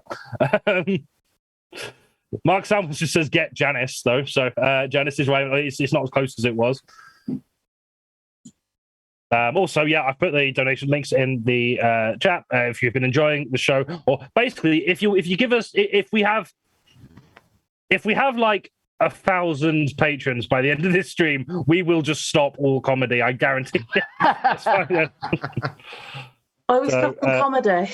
Fun fact, my Patreon actually has a donation goal where if I make, I believe it's $43 million a month, I will... Stop writing. Yes, no, I'll buy Tumblr and release the feminine presenting nipple. Presenting nipple. I do have a different patron goal. If one patron pays me $5,000 a month, and that cannot come from everyone combined, it has to be one patron. I'll stop. Nice. I respect it. Yeah, I respect that a lot. And a friend of mine has a $6,000 goal, which if somebody pays them $6,000, they will pay me $5,000. Andrew Taylor's just said she /they, as in she put on they hat. As a she they, I appreciate that, but I don't wear hats. Well, what's the point of you? I no spent one ever 4 uses years. my they them pronouns, and it's I don't know. Headphones count as a hat. Great on me. I spent 4 years growing hair all the way to my belly button. I'm not going to put a hat on it now.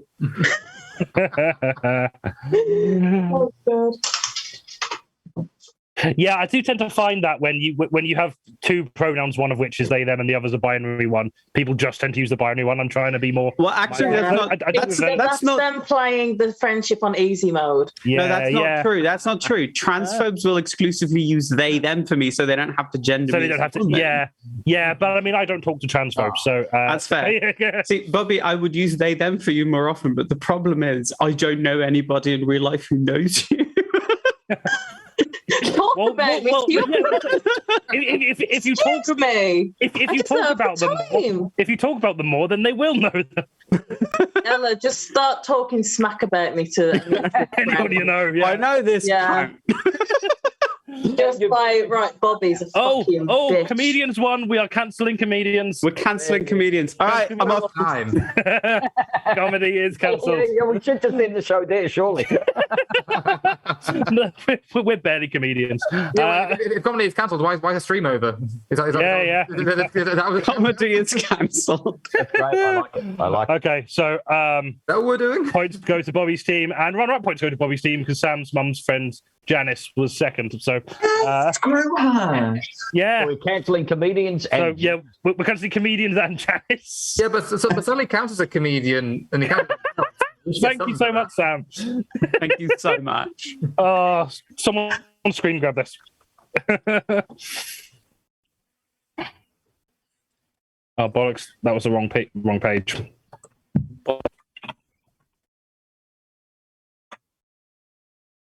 I'll be gone for laundry. I'm currently hanging it up. Have you got a system? Yeah. So pants at the bottom, trousers at the side, so they've got a full drop. Yeah.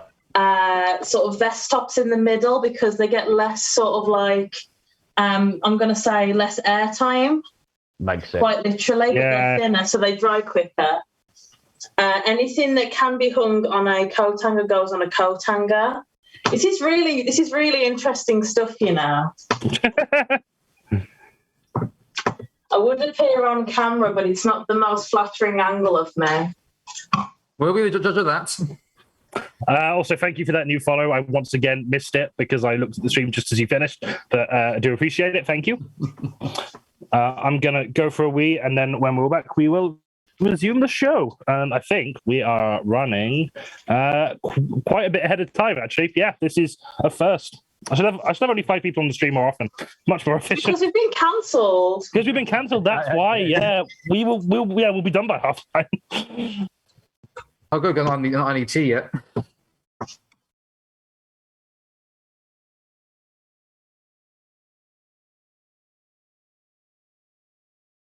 Oh, for Sure. God's sake.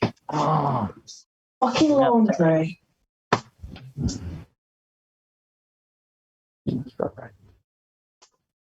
Are we allowed to talk if Johnny's not here?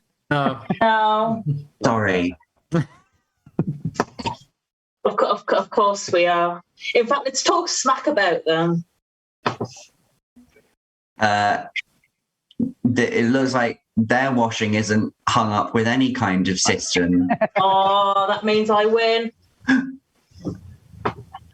Shots fired.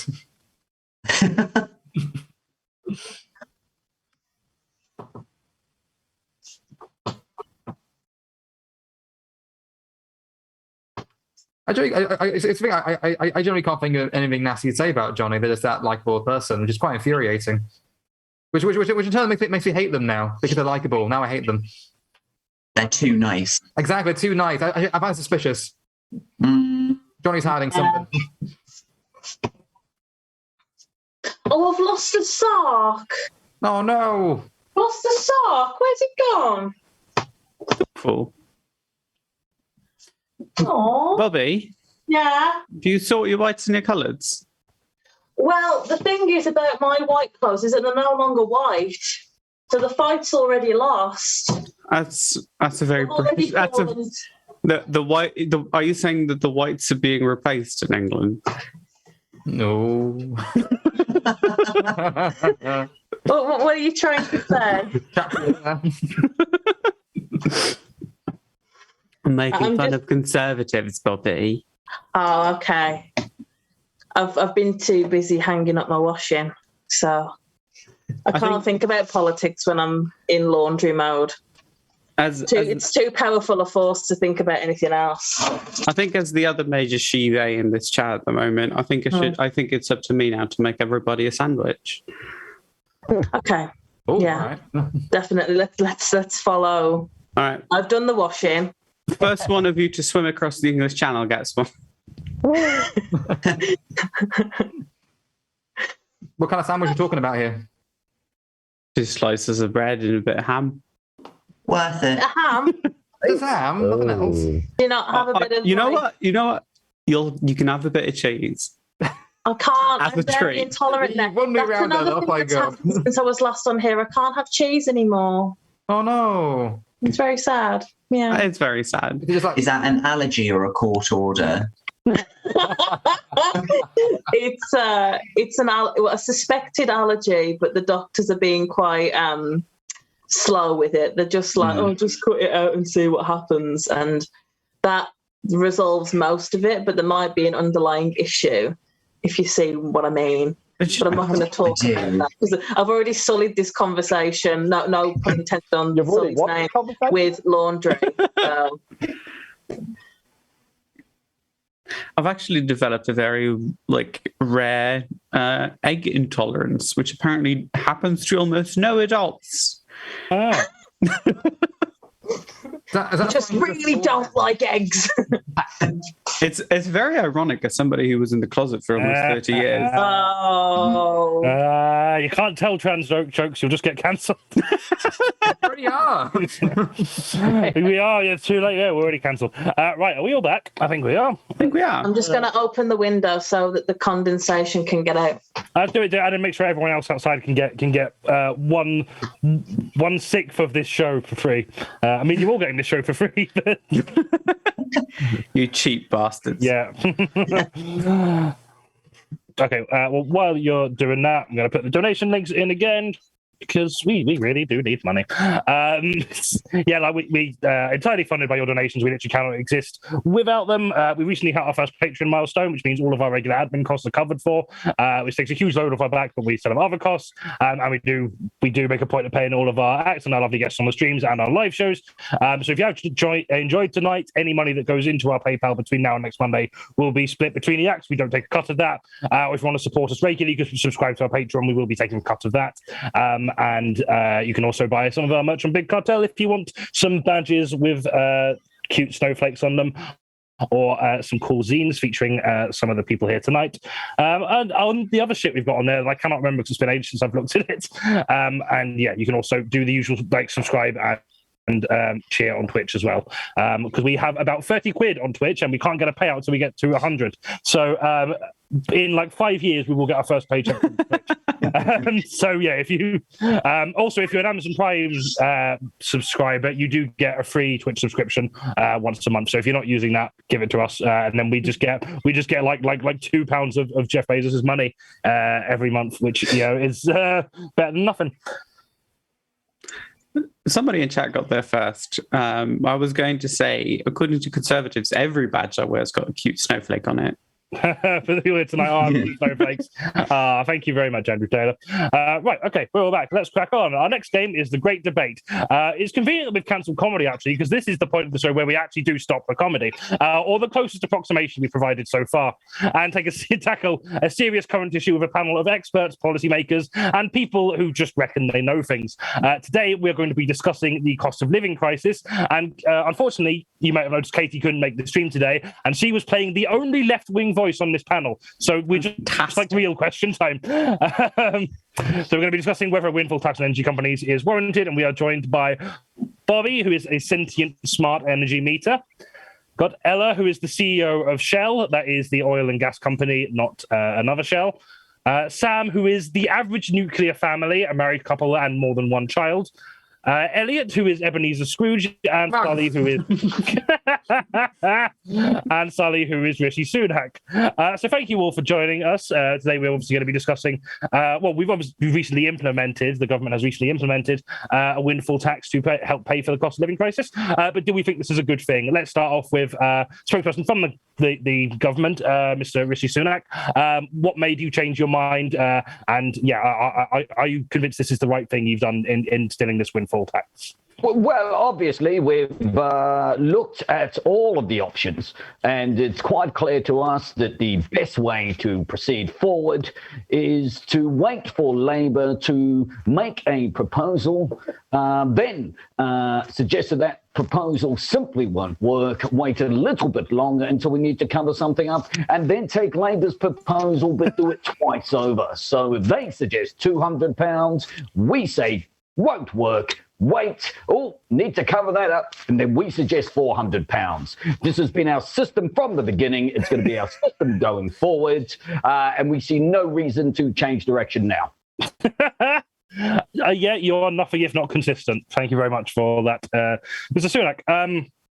I would now ask the Shadow Chancellor this question, but she has not shown up. So let's just assume she agrees with everything Rishi Sunak says. And let's move on to some of the people who might be impacted by the cost of living crisis. So we're joined by something of a celebrity here, actually. I'm surprised he's still here. We've got Ebenezer Scrooge here. So what do you think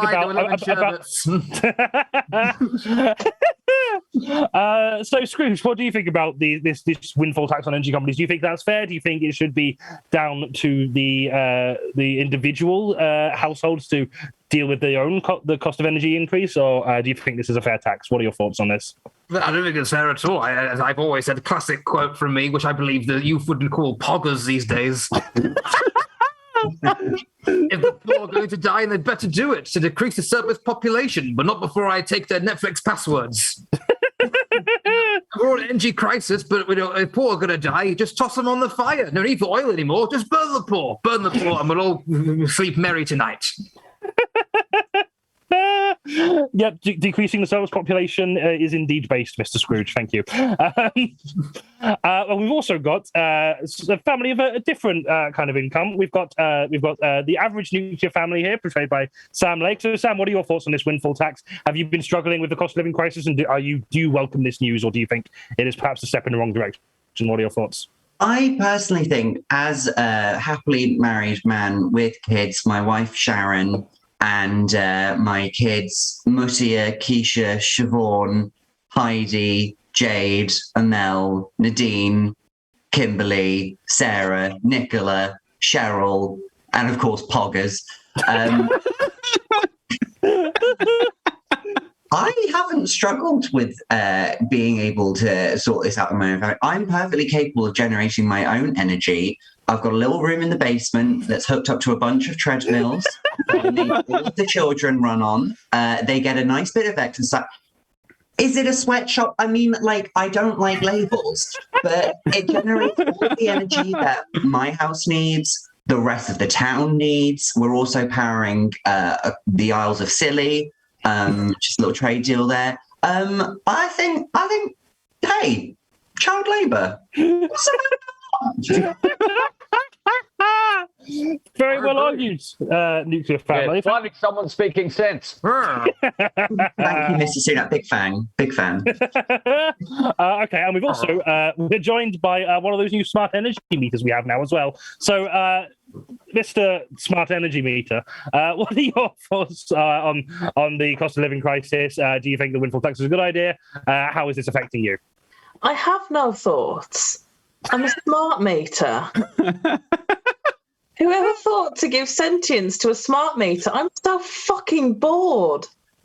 I just sit on the book cupboard all day. I hate it. I watch Family Argument. There's lots of family arguments. That's the best bit of my placement. So Frank, right, the man, right, he'll get really angry at Brenda for using too much energy on the heating. But it's really upsetting because he'll pick me up, swear at me, throw me on the settee, and not in a sexy way, and then he'll start shouting at his wife. I bring nothing but bad tidings in that house. And if I'd studied harder at electronics school, I could have been so much more. That's a really sad story. I could have studied to be a sex toy, but I didn't meet the entry requirements. Oh, brilliant. Okay, and also someone on the other side of this issue, we've got the CEO of Shell. So obviously you will be impacted quite a bit by this windfall tax. Do you think this is the right move to do, or do you have any other suggestions as to what perhaps should be the government's way of dealing with this crisis? So I do have to clear something up first. I'm not actually the CEO of Shell. I think that's a mistake on your part. But as the CEO of Hell, I will say that as things do keep heating up down here, I think the British government is doing everything perfectly and nothing should be changed, which I do think is in line with what the British government is doing. But, all that said, I do think you should ramp things up for the next, major pandemic, because I do think that's going to ramp down the housing prices a bit, get everybody closer together and just do it all over again, but stronger and better next time, yeah? I believe in you. Okay, thank you very much. Some sensible talking points there that have already slipped out of my mind. Okay, well, open question to the panel now. Just so, we all seem to be kind of broadly in agreement that this is an okay thing to do, but maybe it wasn't necessarily the best thing to do, but given the circumstances. So if we weren't going to do this, what aid should the state be offering to those struggling to afford bills and food? Just open questions to the panel there. Everybody gets the gun. Everybody gets a gun. Yeah, just sort it out. Nationwide battle royale. Do they get guns from the state? Is that or do they have to buy their own? Because that could be unbalanced. I think once a few people have guns, the idea of buying them is going to go out the window right away. Yeah, no, fair point. So has anyone got any counter arguments to that, or do anyone agree with that? No, I believe that there should be no support given to anyone. But I'm more than happy to take this off the government's hands and do it myself. I'm happy to give the poor all my loans. I'm a bit of a loan shark myself, and that if the poor don't pay back the loan the next day with 200% interest, I literally feed them to my sharks. I'm lying. It's a mint imperial. I'm not fooling anyone. I have already said that there is a limit to the aid we can provide the public. We can't provide the public endless aid. It's not a bottomless situation. Having said that, whatever Labor promises, we will double it in 2 weeks' time after we do a U-turn. I can't promise. I'd be quite happy to, put some of my energy that I'm generating back into the national grid, but I would need the government to supply me 3 treadmills and possibly 2 more children, because Cheryl doesn't run fast enough. Cheryl, maybe I'd love you more if you just upped the pace a little bit. Possibly what we could do is look at a program that we, the Conservative government, already have in operation. So if it's possible, could you ask Cheryl and perhaps all of your children if they would be willing to be relocated to Rwanda? Well, I have promised them a holiday if for good behaviour, so I'll ask. Why are you bothering making your children make energy? You don't need to make energy. You're poor being greedy. Darkness is cheap, and you've got kids. Stop the drafts by sticking them up the chimney. Oh, sorry. No, there's no lights on in the basement. I keep them in. I like this man. Okay, well... Lemon sherbet. Yeah. I would just like to say that the offspring in my placement, they use up too much energy. There's one teenage boy called Brian, and he spends 40 pence every night watching something called Bukkake. I don't know what it is, but I don't think the big people know anything about it, and I feel like I should say something, but I have no speech. I just have numbers and LED lights. It's a very sad existence. I want to go back to school. I'm quite clever. There's a reason why I'm a smart meter and not a stupid yard. On that topic, can I just make it abundantly clear that despite the rumours, the words Bukkake Party were not redacted. The fun thing about the sentient smart energy meter is, they have no mouth. There's nothing funny about us. I'm miserable. So here's the thing, though. You are actually already in hell. If you are a shit in life, a Tory as we call them, you do get reincarnated. Conservative in a past life, and if I'd been left wing, I would now be living a fantastic life as a thruster dildo vibrator with vibration settings and rotation technology. I'm not saying it, but I'm heavily implying it. Yes. I'm but an innocent drone, and I crave variety in an otherwise grey existence. Shouldn't have been a Tory. I'm from the Dickens era. I don't know any of these words you're saying. I'm really enjoying the CEO of Shell telling us fine Jimmy till he shouldn't have been a Tory. This is what Question Time is missing. I mean, if your life is grey and miserable and dull and you just want more variety in life, you shouldn't have been living in England, should you? I can't help where I'm manufactured. I was built in Birmingham, but I live in Warrington. Or as Gerard Way calls it, Manchester. Not that I would know anything about current events. I'm but a sentient smart meter. I know 3 things that happen in my house. Harry Styles plays. The news is on. That's bad times. And Bukkake. 40 pence a night. Bargain. Okay, well, another angle then. Is it fair? Do you think it's fair that energy companies are facing record profits while a large percentage of the population are having to skip meals and drastically reduce energy consumptions and drastically reduce the bukkake they are consuming? Consuming in a customer sense and also in a ingesting sense. So I do have a statement on this matter, and it's yes. Can't argue with that. Okay, fair enough. We can't place all of the blame at the feet of the power companies. As we all know, one of the main causes of the situation we find ourselves in is the war in Ukraine, which was not something started by the energy companies. But can I remind everybody that it is at least a circular situation, because if the war does exponentially head in the wrong direction, it's important that we do remember that nuclear holocaust is warm. That's all right, Rishi. Your check's in the mail. If it gets too warm now, then there's arguments, and I don't like it. I get scared. Too much energy. Why should the poor is complaining too much? Like, literally, I was born in 1812 and I just eat nothing but bread every night and I'm still alive. So, toughen up, poor people. You don't need having such as meals. You can skip a meal. I have bread and cheese every night and it's fine. I'll keep most of my secrets under my hat, though. The Ghost of Christmas Future really, really got his fucking dates wrong when he showed you what was going to happen to you. Okay, well,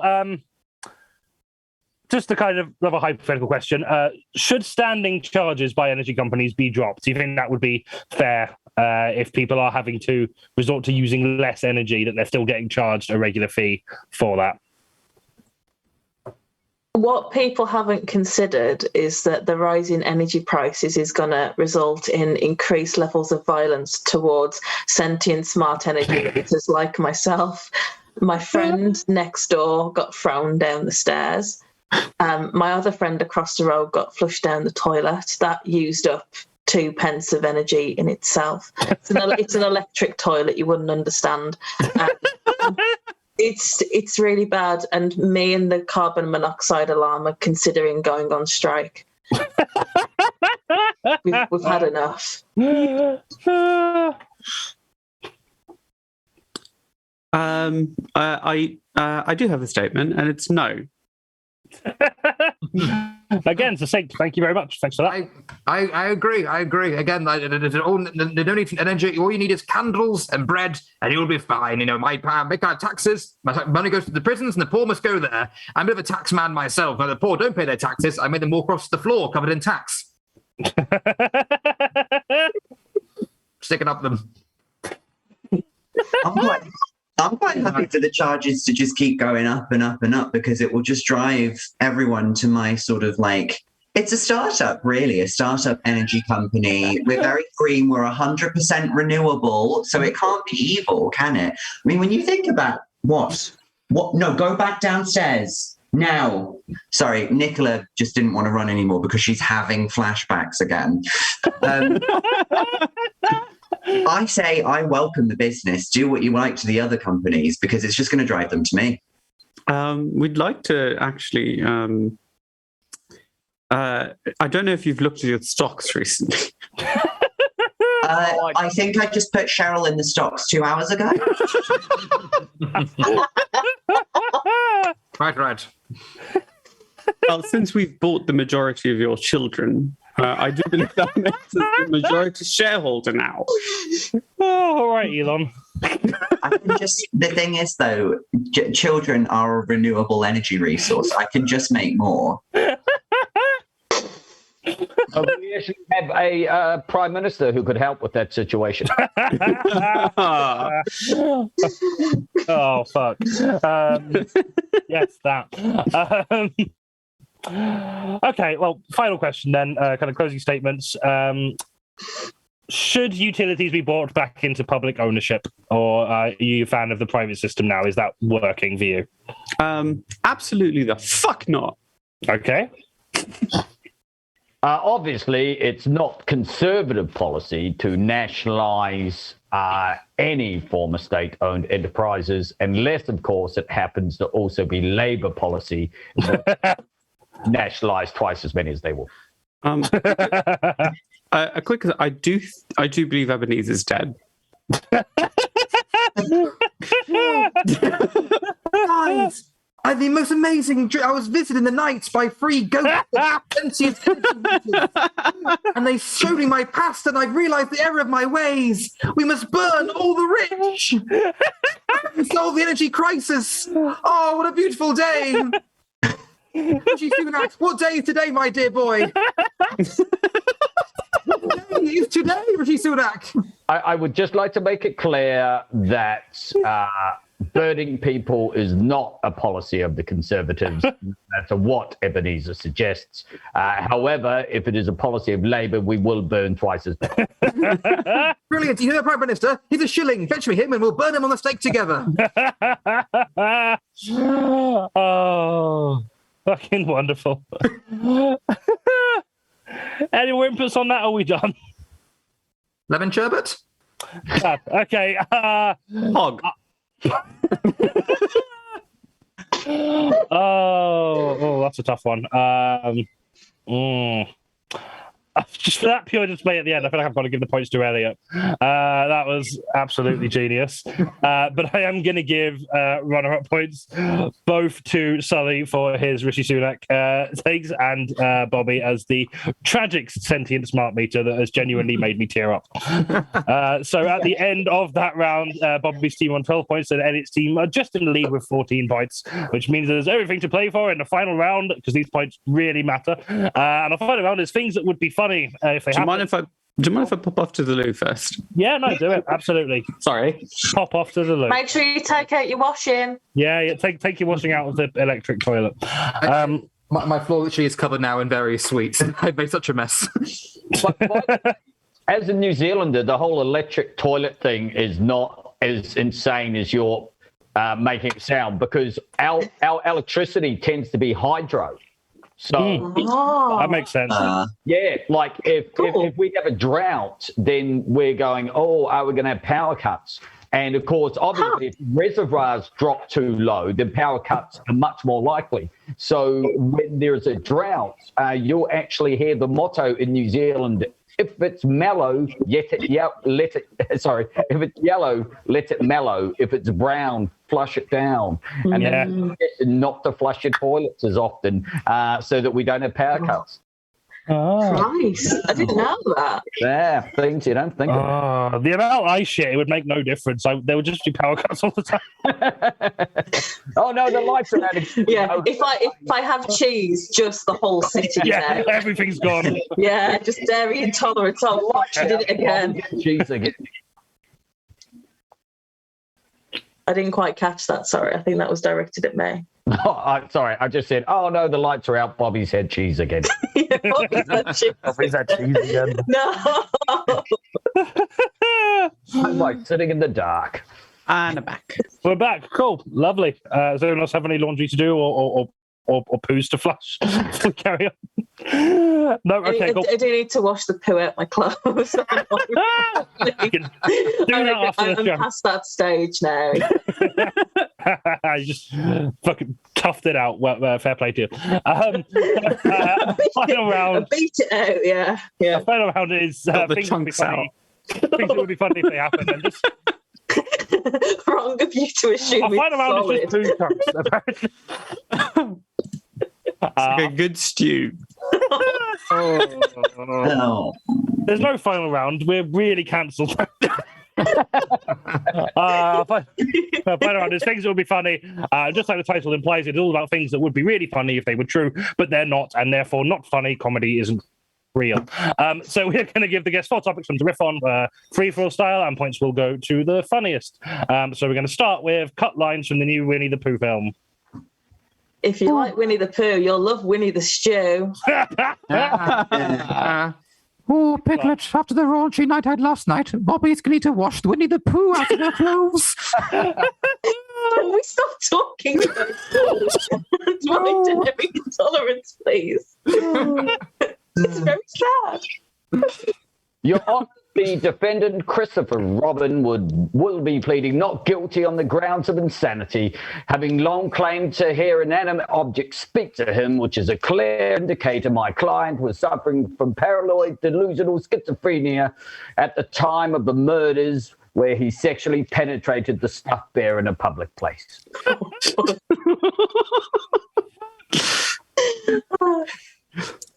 Oh, I can't have any honey today, Piglets. You can no longer call me Pooh, for due to my lazy lifestyle, I have become Winnie the Hemorrhoid. You know what? I'm glad these lines were cut. I've got one. I came here to fuck bitches and eat honey. And I'm all out of bitches. That is from the film.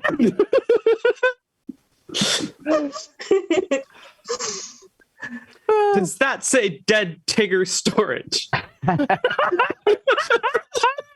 Oh, fuck.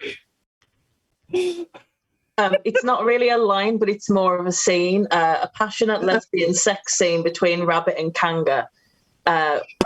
In parentheses, of course, Rabbit is a lesbian. She's the OG vegan lesbian. Kanga's a bit of a MILF, isn't she? I would fuck the shit out of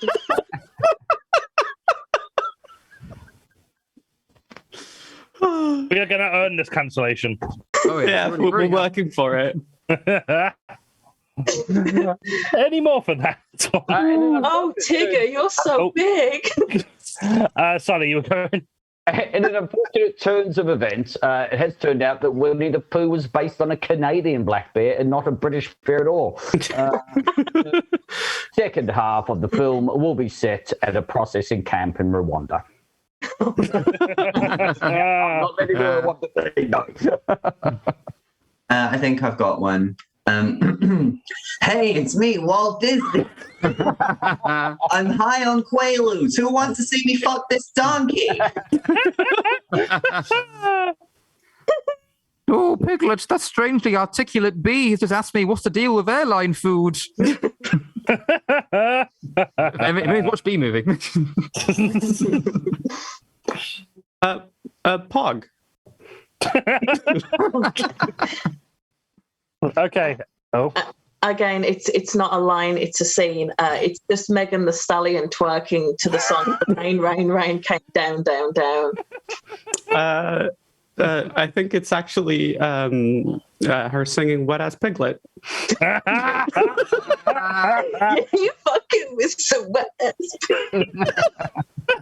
Bring a bucket and a mop. I've got a I think you'll piglet find related. actually if your piglet is you need a bucket and mop for your piglet, there's something wrong.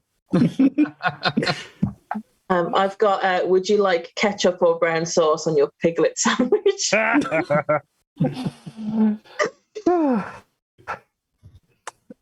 Any more for Winnie the Pooh? Oh, I could I do. No, she will be cancelled. Okay, next one. Bad things to say on a night out. Anything that you also said from that last round could be applicable here, but please don't repeat it. Bring a bucket and a mop for your Wet Ass Piglet. You should have seen that he split the beer right in half. Fucking right through me.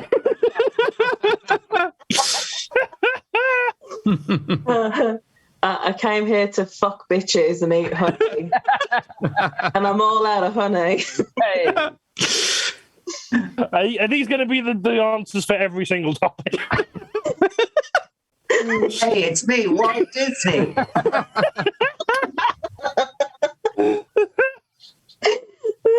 I can't have beer tonight, lads, for I've become Winnie the Hemorrhoid.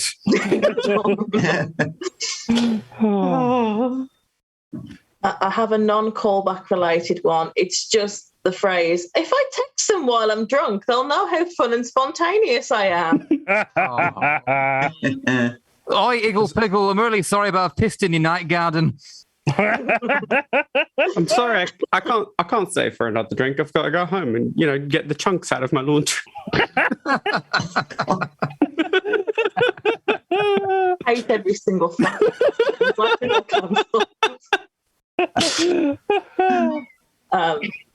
A genuine line that I've said, hey, come back to my house. I can play all the Ocarina songs from Ocarina of Time on my ukulele. Sorry, Bobby, that would work. To be fair, it did work, yes. Look, lads, I'm not a boo-born ass guy. I'm a vegetarian. Hey, couldn't help notice your dance moves from the other side of the dance floor. I just wanted to let you know you're really off time.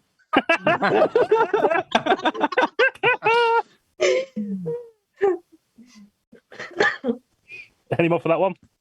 Wow, a comedy night. Sounds like a great way to spend an evening.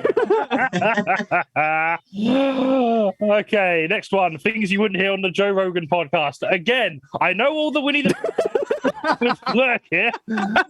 Please do not say them again. Now, here's a question for all our sexually active listeners.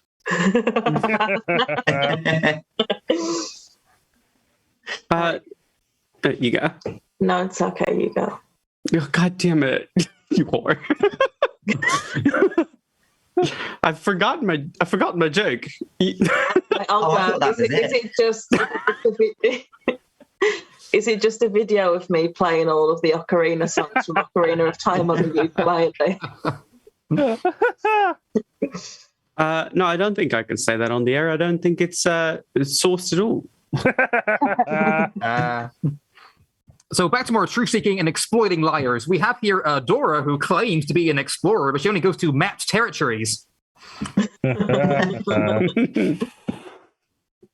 the question I've been wondering. Hams, are we the baddies? You know what, Joe? I've actually got no strong opinions on this one.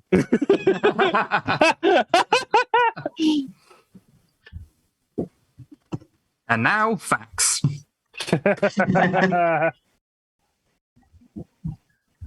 So, Dr. Truth, I'm trying to understand your non sequitur. You claim that all men have dicks and that trans man doesn't have a dick, therefore he's not a man. But surely that is a logical fallacy.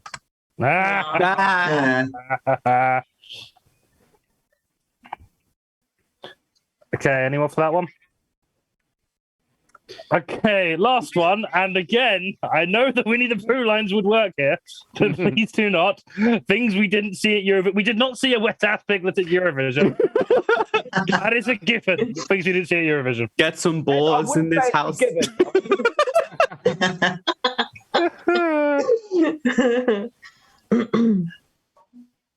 Is it Megan the Stallion twerking to the song "The Rain, Rain, Rain Came Down, Down, Down"?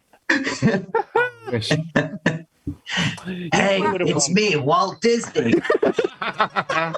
It's been a while. What the fuck is Azerbaijan? I had an Indian once. And now the entry from Lithuania, soon to be known as West Russia. Cishet people. Wow, Germany's doing well.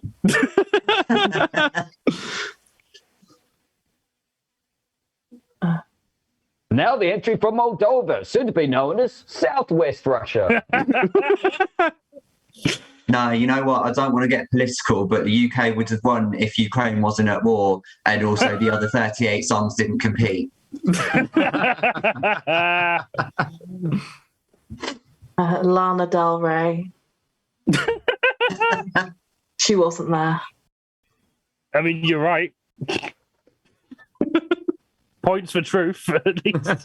And also a separate but related point, a decent song.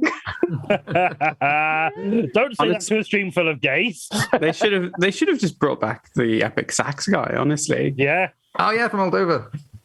Well, as Conchita rightfully put, it was the best of times, it was the worst of times. No, from Southwest Russia. Oh, right. And now the entry from Kazakhstan. I'm going to do the same joke. Same. South. Okay, any more before I type the final scores? Well, it's things we didn't see at Eurovision, so we didn't see anybody go, I didn't come here just for Mika. Oh, was Mika in it? Yeah, he was one of the hosts. Oh, I've got to Yeah, watch it very now. like I five- fucking love Mika. They told me the hosts were wankers. Oh, I love Mika. Okay. He's fine. You won't Leave if him you watch alone. this. He's fine. Leave Mika alone. He can be brown. He can be blue. Yes. Okay, I'm sending Sam the final scores now. So while that is being done, I'm going to remind you all about how much we need all your damn money. So yeah, first of all, a huge thank you to everyone who's stuck watching us this entire time, despite what the fuck that last round was. It was beautiful. It was PogChamp. It was fluid. We've lost all our views now. It wasn't fluid, Bobby. Podcast. It wasn't fluid, Bobby. It was chunky. Oh, talked about shut up. Fuck's sake. Like Huge, my hemorrhoids.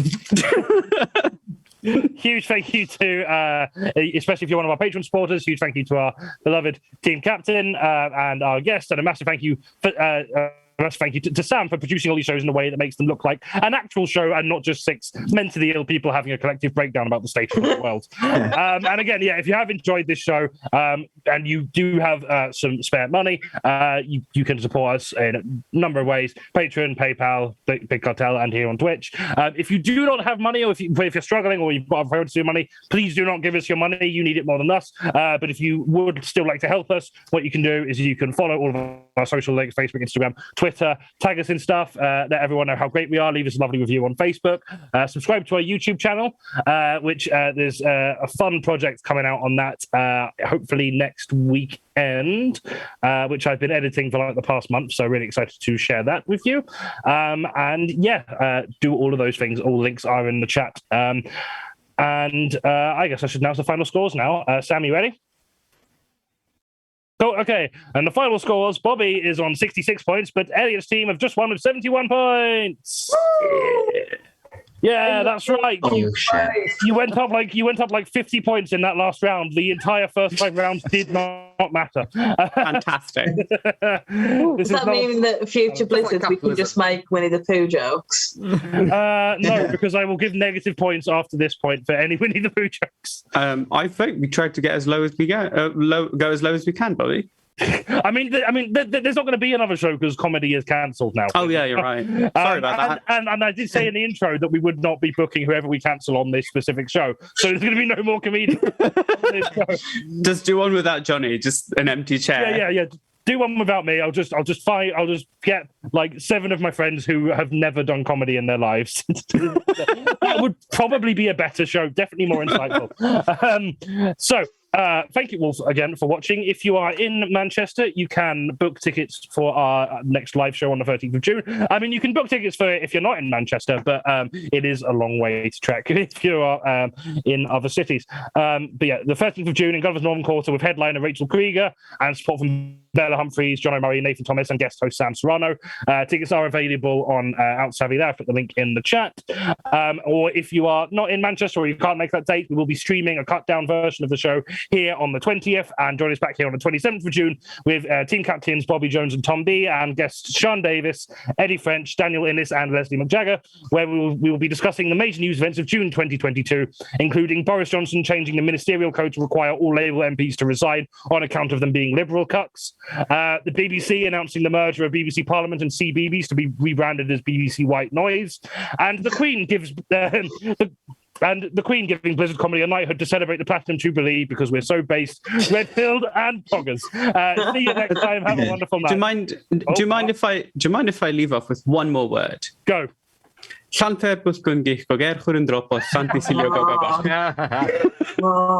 Bobby's team have now won. Finally! I'll